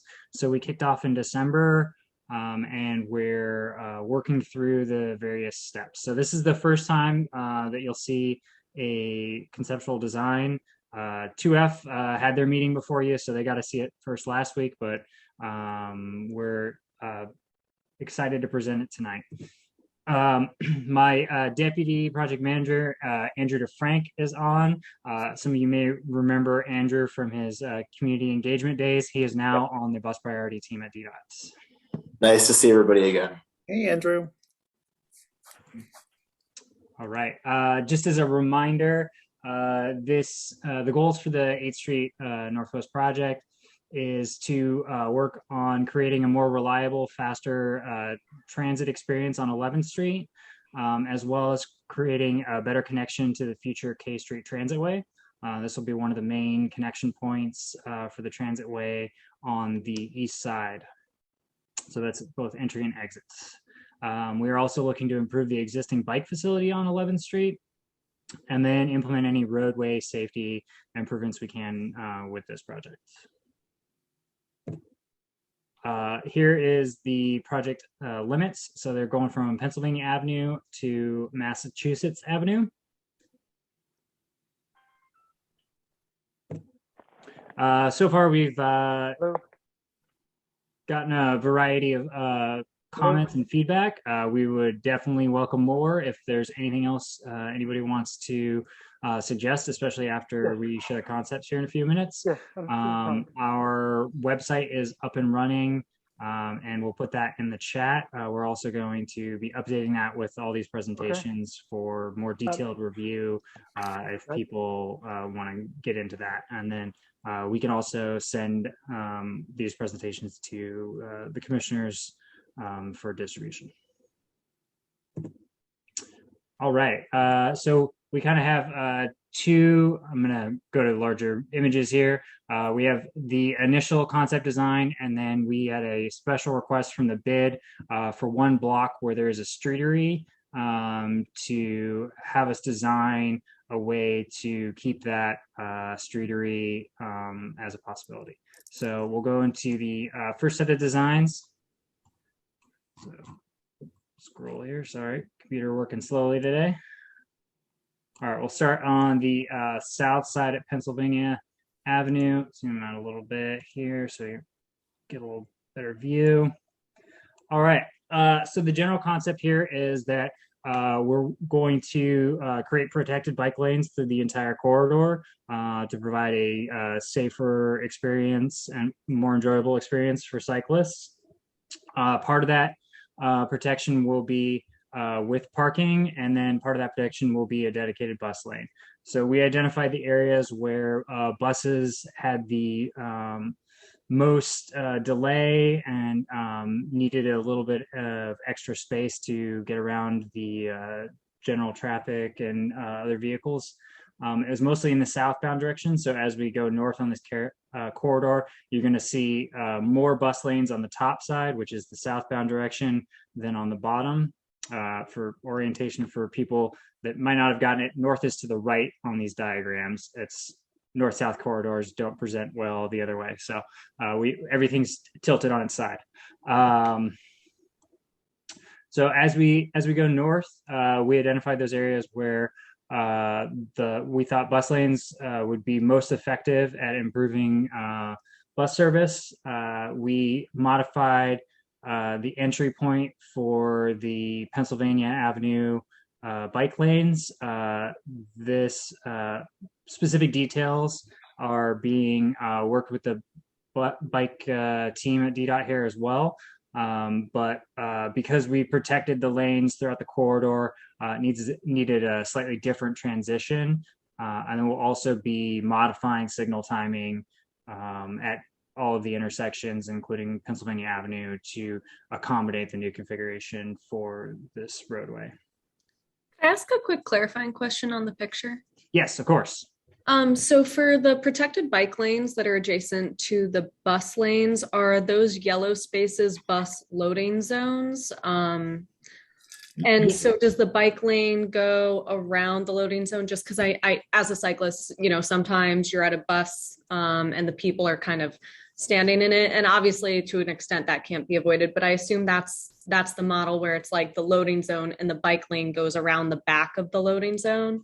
So there's a couple different configurations on this corridor, and we're still working on the specifics of what that looks like.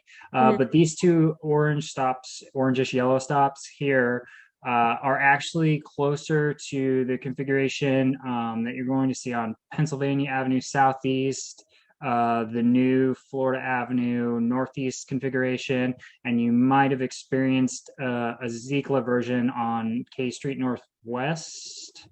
Mount Vernon area. So I think the best examples that are currently out there right now for this first 2C would probably be the ones on K Street, the sort of the very brightly colored modular bus platforms that were installed recently are kind of more of a shared space than 14th Street, where you basically have bikes going behind the bus shelter. And one thing to just think about is as we install more of these around the city, bus riders especially, but also cyclists are going to become more familiar with what they're supposed to be doing here, which is not standing in the space, but standing behind it and then walking through it to get to the bus when the buses arrive. Yeah, oh, go ahead. I'm sorry. I was just going to ask, is there any sort of signage to indicate to cyclists to be aware of pedestrians or to slow down? Yeah, so we're working with the Accessibility Advisory Committee, bike experts from all over the country, as well as WMATA, to try to create the appropriate signage, tactile feel, the various elements there that we want to standardize regionally. So we're actually working on a regional package, so that way, Montgomery County, Prince George County, anybody else in the region puts a bus stop in place that has this kind of bus rider and cycle lane interaction. All the elements are going to kind of feel the same. So whether or not you're riding in DC, you're riding in Arlington, you'll be able to kind of negotiate that space in the same way. So we're working on that with WMATA to make sure everything's standardized. We have some designs going through the process on a couple projects that are ahead of this project. So we'll have all of that refined before this goes into final design and review. So that's great. Thank you. And then just one more thing, the actual the bike lane is protected in both the instance of when it's the parking and when there's a bus lane. Great.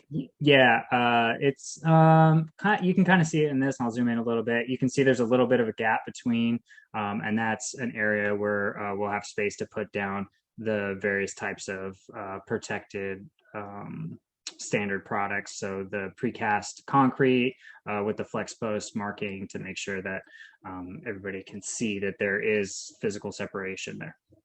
Great, thank you. Mm-hmm. All right. We are also looking at the stop configurations and moving stops to more desirable locations from perspective based on the way that buses operate and where the spacing guidelines are set for WMATA. So our current proposal is to rebalance these E Street and G and F Street stops. The stops are so close together that basically the bus has to stop several times in a very short period of corridor, which delays everybody's trip along the whole corridor. So we looked at which stops had the highest ridership and the distance to other stops. And we feel like the configuration here near the metro entrance works out better. But if this is something that would cause undue hardship, or there's a problem with this that we're not understanding, I appreciate any feedback on that, because we think it's a good idea, but we just want to make sure we cover all our bases. And if somebody has some more information that we've missed or something, please let us know. And then we're going to scroll up to the second portion of this. All right. So as we're continuing north, G is just off the screen here, heading north through H. This initial configuration did not save parking on this block here because we had a dedicated left turn lane for the traffic and buses on H Street. And then in the northbound direction, we are considering preserving this right turn lane into the parking garage here to make sure that we kind of make it easier for H and 11th to clear, so that we're not blocking up the buses on the H Street lane with traffic if people are trying to get into this parking garage. Here you'll see another configuration, and these ones are in pink because they're going to be a slightly different configuration. We have more space here, so we're likely to be able to do a separate boarding island with the bike lane behind. So this would, instead of being a shared stop similar to like K Street Northwest, this could be more similar to 14th Street with the improved versions of those islands. They're, that's an older design, and NACTO standards, which is the North American Association for City Transportation Officials, puts out a guide, and that guide has new designs that we're looking to add to our portfolio. It's more standard and safer for everybody using it. And that'll also be in line with the regional guidelines that we're working on with WMATA and the other jurisdictions around DC. Then we're also looking at closing this segment of I Street. This other segment here was closed off for the development, and we just had that lovely presentation about new outdoor seating that is planned. But we're also looking at making this New York and I Street intersection easier to navigate and less confusing by closing off several of the small little stub lanes or slip lanes, and then making this only passable through by pedestrians and cyclists, because there is a bike lane on New York, and be able to get from that bike lane onto the bike lanes on 11th. And then here as well, this block here is another potential location for other activities, or we may be able to leave it open for vehicle travel if that's what's most desired. But it's a potential change in its current configuration, and we're looking at different options for what we can do with that space. Right, as we follow north here, maintain parking on most of this block. Oh, was there a question? Does that I Street, I can't remember, it continues beyond that location, right? Yes, this side does, yes. It does, but it would be kind of blocked there because there's no easy way to get from New York then to that street if that other little area is blocked off to your lower. This portion here? Yes. Yeah, so if you wanted to get onto I Street from New York, you'd come down as well. Gotcha. Yeah. Yeah, and then this configuration here acts like a slip lane or a high speed turn, and it creates other issues with bicycles and kind of some of the other complications of this intersection. So it's proposed for closing that off. So if there's any comments specifically about that, or if anybody knows a reason that this would cause undue hardship, please let us know so we can add that to our evaluation. And then we have another stop here. And then K Street, where we were able to retain parking in this area. It was especially important for the church on the corner here, that they were able to retain on-street parking because they are already being affected by the K Street Transitway construction reconfiguration in this area. So this will be the main left turn heading westbound onto K Street when it opens up from 11th. 13th Street will be the other primary access point. As we head north of K Street, this is an area where we saw some other congestion, some more congestion for the buses as it came up to this L Street, Massachusetts intersection, which is very confusing. And we've had a lot of feedback about it being particularly dangerous, especially during rush hour and other busy periods. So we looked at another set of options for reconfiguring the way that the north side of L Street interacts with Massachusetts and 11th, as well as we have a suggestion, it's not marked on here, but to add the connection from the end of the L Street, finish that L Street bike lane all the way to 11th. So we're going to evaluate that as well. And then we're evaluating what the closures or partial closures of these segments of L Street, what could be possible and how that would affect the safety of this intersection. Excuse me. And then this is the northern limits of our project. I have one alternative block element, and this is what I mentioned earlier. This is H Street between kind of New York. There is a streetery currently right here at the corner of H and 11th. And the bid asked us for an alternative version that could maintain this streetery / activated space. And then, so this option, the main difference here is there's no dedicated left turn lane onto H Street. So we would need to run a traffic analysis to make sure that this wouldn't be affecting the safety of this intersection or the safety of this intersection here if we were to go to this configuration. And that is the end of the presentation. I'm more than happy to go back to any particular areas of interest or answer any questions. Sorry, that was very fast, but I just wanted to not keep everybody here tonight. This is great. This is awesome. And I really appreciate the dedicated bike lanes.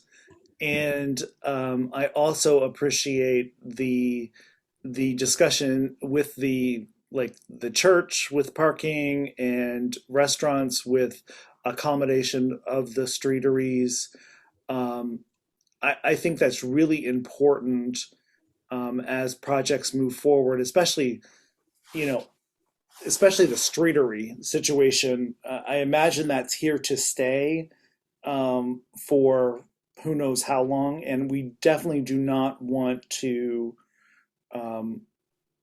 hurt businesses that are along this corridor. But I think that this is a prime street for what you're proposing.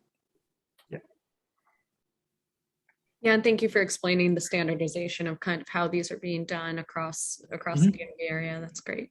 I don't have any further questions other than what we went over during the presentation.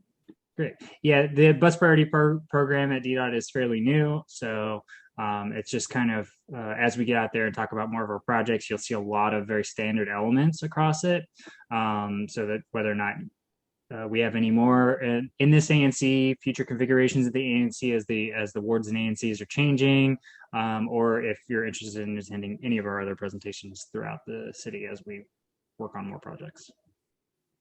Got it. This sounds great. I definitely do want to just kind of do a little assessment on that I Street closure there. All right, Michael, is JJ frozen by any chance? I just noticed. Oh, no. Okay. The lighting or something must be a little, there we go. There's okay.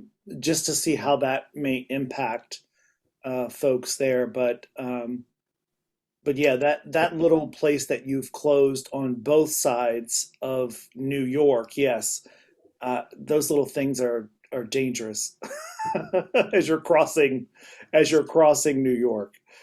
Yeah, that's the primary reason we're looking at getting them closed. All of this is going to be going through a safety and traffic analysis as we narrow down the concepts and start working on more detailed design. But at this point, we're really looking for anything that we missed in this, anything folks think we're off the mark, and suggestions for change, or if somebody really likes some portion of it, like as you've had things that you really like, that's really good for us to know too, because a lot people really love the negatives, but we like hearing the positives too, because we could do more of that. So, got it. Commissioners, do you have any other questions? Got it. So I think I saw Ann first. Hi. Raising her hand. Yes. Hi. Can you hear me? Yes, we can. Okay. My question is, I don't understand. I'm map challenged. Yeah. On I Street, the closure is from 11th, and how far does this closure go? For I Street, you said? Yes. So it is just there's a small 2-car length section here where New York turns into I for that little half a segment here. Okay. And what about over across the way that you have? Across the way on the diagonal on the east side, it's that small little 2-car length. And then this segment here, that's the larger segment, Right. this is one block. So this is between 11th and 12th. This is 12th just off the page. Sorry, we didn't have our extents all the way, but this is 12th Street right here at the top of the page. Okay. It would Okay. just be that one single short block. All right. I'm at City Center, and that was my concern. I wasn't sure where that was. So, okay. Thank you very much. Yeah, it'd be similar to our idea is that it would be similar to the closure that happened at City Center when City Center was built. So Sure. pedestrianization / car-free segment on the north side of City Center. Okay. Thank you. Similar type of configuration is what we're Thanks. thinking about. Thank you. And Howard? Yes, thank you. So I have three points I wanted to make, actually 3 questions. The first is I'm also an avid cyclist, and I go northbound on 11th Street very often. And when the bike lanes suddenly end, and then you're back into an unprotected lane, it sometimes is a very risky kind of thing, like traffic merging on an expressway. Maybe if you show that slide of how you're making that transition at Massachusetts at the north side of the intersection. So how do you take into account there'll be a smooth flow there for northbound cyclists? So for northbound cyclists, so the northbound cyclists are going right back into the lane that already exists at that point. And then when you're entering southbound, it's kind of a similar where you transition to curbside as you're heading south. So at this point, at this intersection, we're looking at getting the buses ahead of general traffic. So by the time they pass through the intersection, they are able to merge over already. So there's this extra merge space here at the end of the bus lane to ensure that the buses are able to wait at this space and then merge versus merging through the bike lane itself. So I assume you'll put in big arrows on the bus lane, sort of pointing towards the middle of the roadway. Yep. So bus drivers would know that they should start shifting into the center lane. I assume you will do that, right?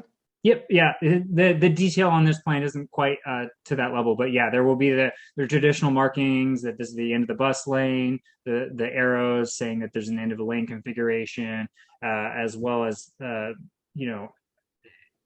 as we can fit in as much of the as much of the protection all the way through to that transition as we can. So when we have more detailed designs, you'll be able to see kind of exactly what that looks like and all the signage we'll be able to put in.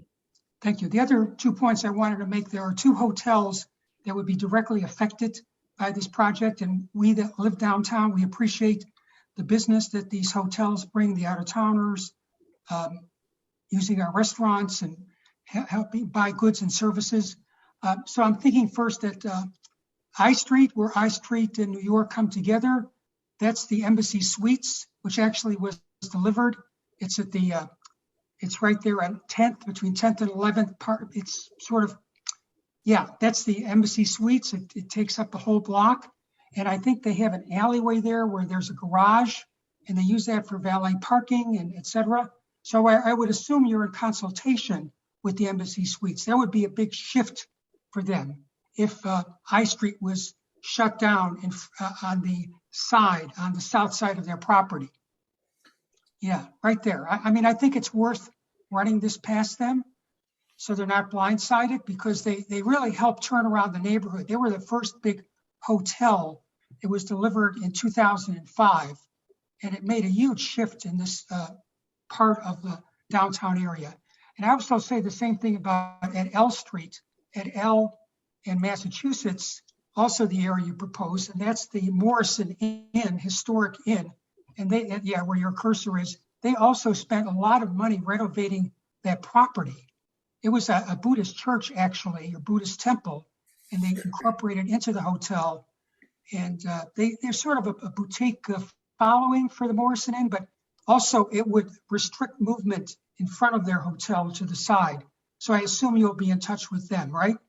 Yeah, and there's a lot of possibilities for this. It could end up keeping the same configuration it's in. It could be a full closure, it could be a partial closure, it could be a redirection of traffic. We're trying to find what works best for safety and for the community. So if a particular type of access is needed on that block for the hotel and the other people that are using it, we'll try to make sure that we can do that in the safest way possible. Okay, thank you.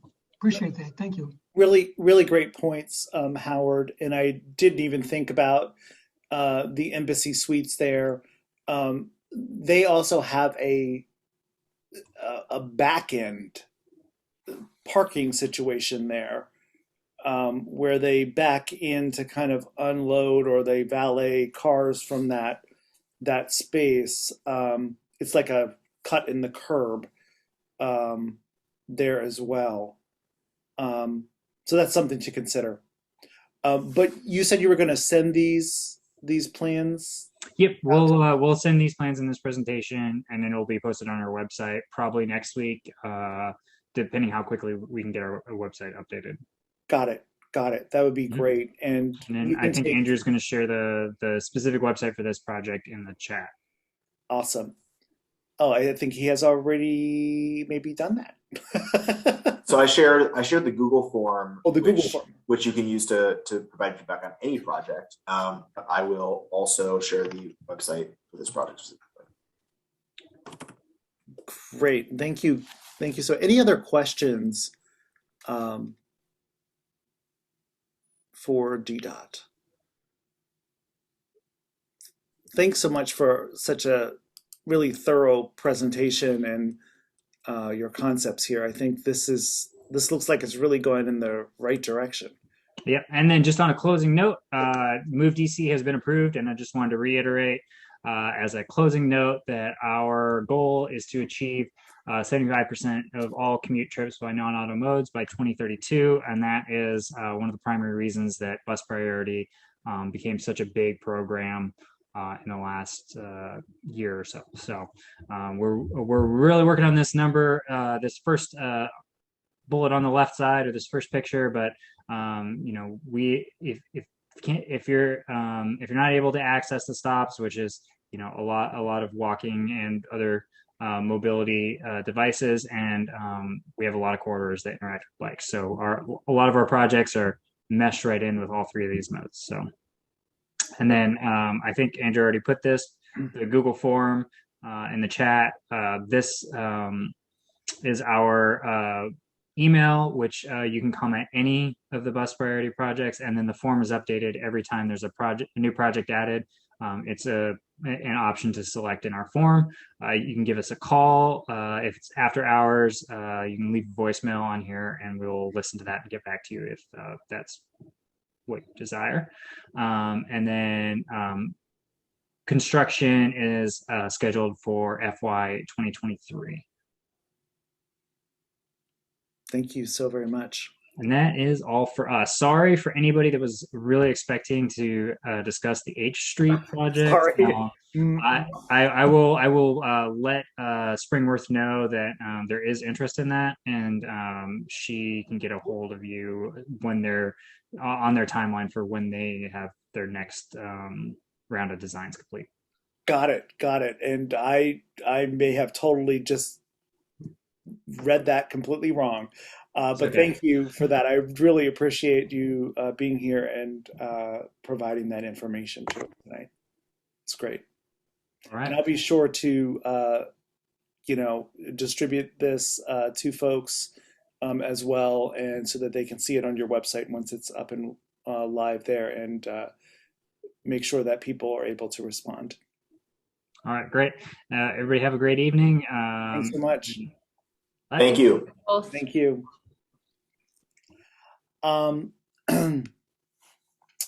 We'll now move forward with Penn social discussion. I don't think anybody's here from Penn Social this evening. So I have been in an email conversation with Matt from representing Penn Social regarding the extension of their hours, their cafe hours.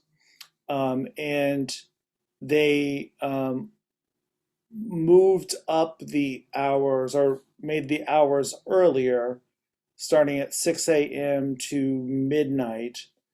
And there is a settlement agreement that is in place with Penn Social around the closures of these spaces.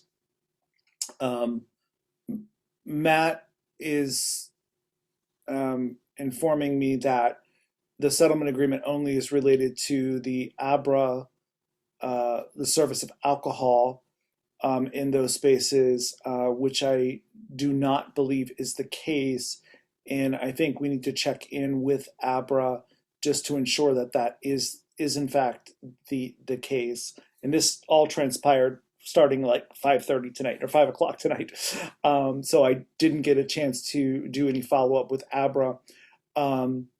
But this did go before DDOT's public space committee, and they did approve the change in hours. I just want to make sure that we are honoring the settlement agreement that was established between the ANC, the Lexington, and Penn Social. And Gigi, or do you know anything else? Well, I don't have a whole lot to add. I did call the Lexington, and it actually transferred me, or the number took me to the marketplace, I guess, because they're all connected. And so he was supposed to transfer me to the Lexington.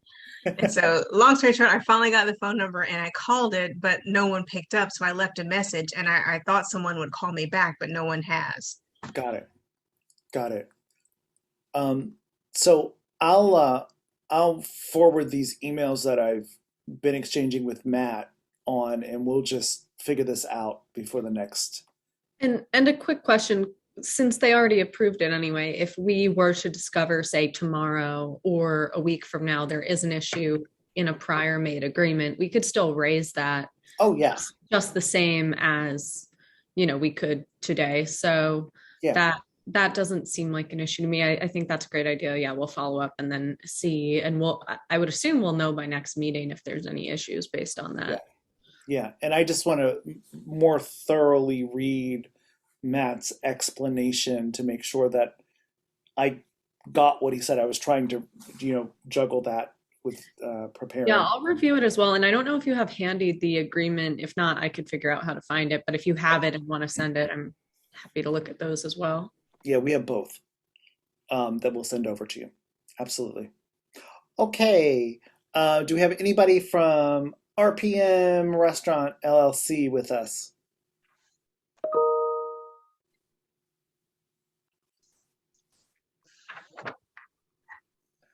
Okay. Let me take a peek here.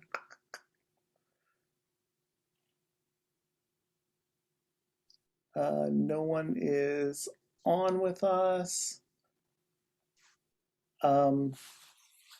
So I'm not certain what we should. This is an occupancy permit for use of sidewalk space for a permanent structure, I believe, which I have some reservations about. So should we table this until next month? Yeah, we're gonna have to really figure out what the story is with this.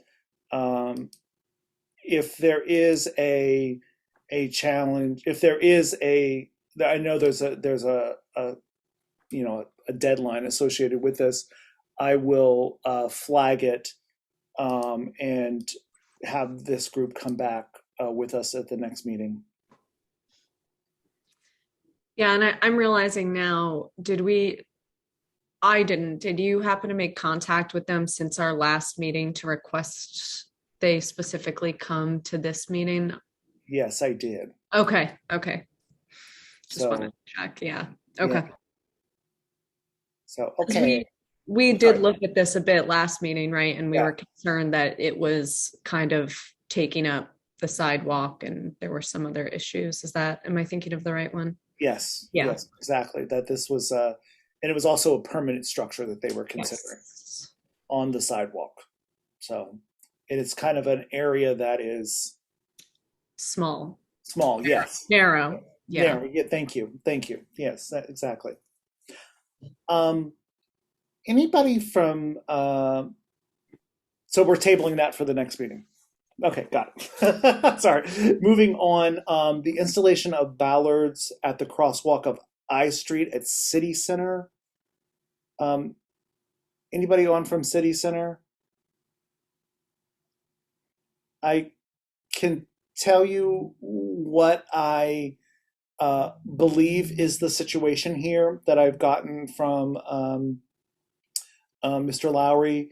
It appears that individuals are attempting to turn onto the walkways between the city center buildings. Like there's McGillen, in the right place? No, I have the wrong alleyway. Sorry. The alleyways between the two buildings where all the shops are. There are not any ballards there in the concrete to stop a car from pulling in there. And they've had several incidents in which cars have pulled into that area and have driven down the pedestrian walkway there. I think it's probably a really great idea to put some mechanism to stop folks from driving into that area. Yeah, now that I'm thinking about it, I'm actually shocked there aren't any already. Yeah, and I know that I believe on the 9th Street side, there is something. If I'm thinking of the right situation, like where all the stores are and the ice cream and the thingy. Yeah.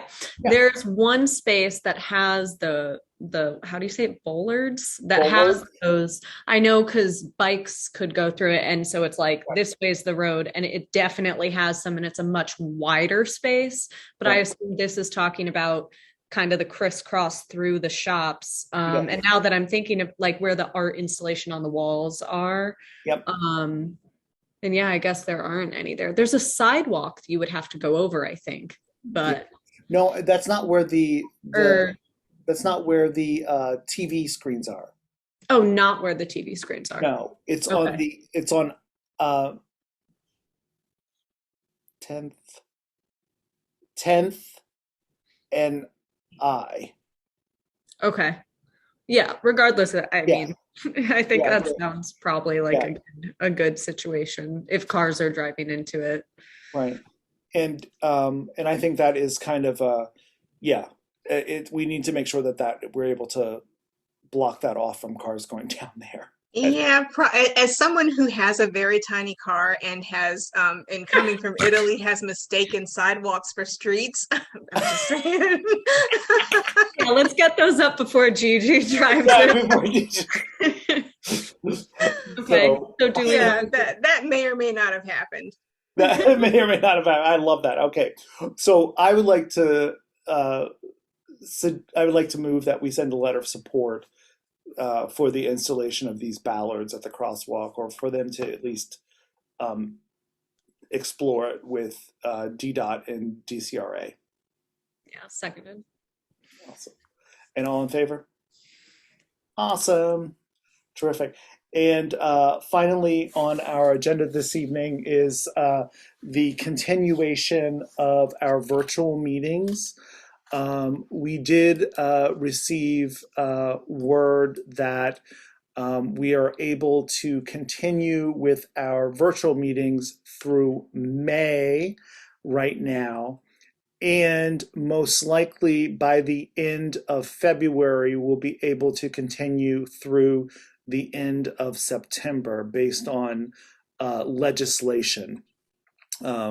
Otherwise, we have to go back to an in-person meeting, and we think that these have been very successful virtually. we want to explore or continue to explore a hybrid model at some point, but we feel like it's not time to go back to us all congregated in a room somewhere and in that situation. So we will continue with the virtual meeting situation. And I would like to just place in the chat here 2 items for you. One, thank you. I love the virtual option as well. I think it makes a lot of sense. So I'm going to place in the chat for you 2 items.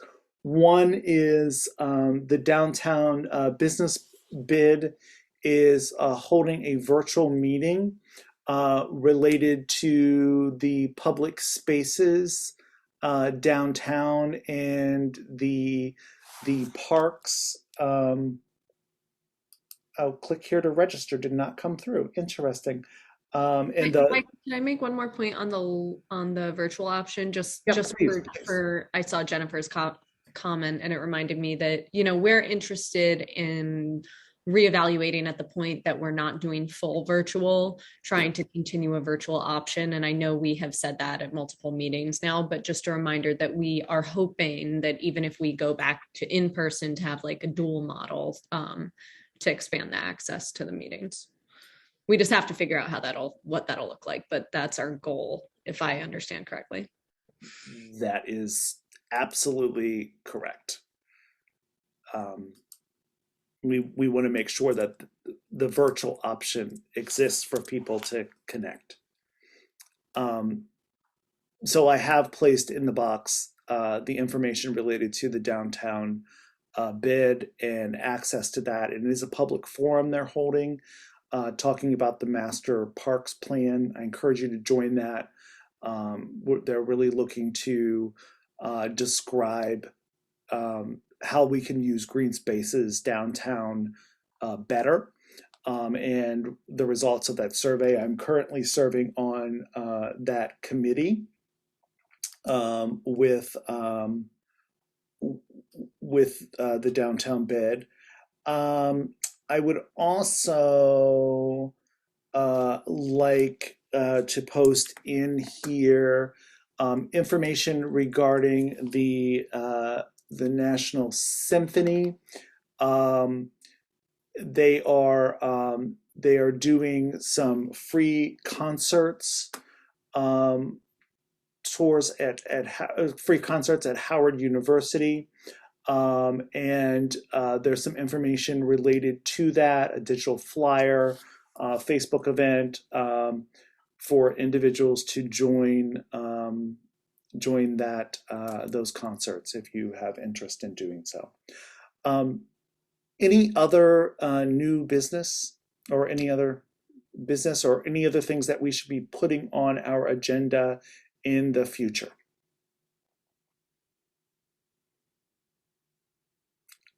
Awesome. Well, I appreciate everyone being here this evening. And do I have a motion to adjourn this meeting? Sorry, Michael, I was trying to unmute and it just was not happening. Oh, but anyway, no problem. Back to your question about things for the next meeting. I did get in touch. I think I told you that I had a phone call from Templeton Academy. And so they are planning to have their school director present at our next meeting.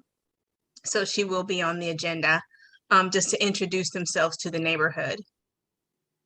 Excellent, excellent. And Templeton Academy is a new school that has moved into our area, and it's above Hill Country? Yes, and they are a full high school. Got it. You said you want to have them come to the next meeting, Gigi? They, we suggested that they come to just sort of introduce themselves. Okay. And so she said she'd be available. I think it'd be a great idea. I could reach out to Alistair Chang about coming as well if he is available. I know he's mentioned in the past to me that he's happy to come by whenever, and he's pretty easy to reach. So I could try to connect that, but maybe we could lock down that they're definitely for March, and then I'll check in with him. And they're not a new school. They had a campus in Capitol Hill. So this is just a location move. Right. Yeah, he still might want, if they're here, I mean, he might be busy, but I feel like we might as well invite him. Yep. Sure. Okay. Right. I love that idea. And they have also asked, the school is doing some civic projects, and Gigi and Ellie and I are working to discuss potential presentations by these students at some point during one of our meetings, or at a separate time that we will invite folks to. It's looking like it will be at a separate time. Okay, a separate time. Got it. Okay, terrific. That means we have more than two.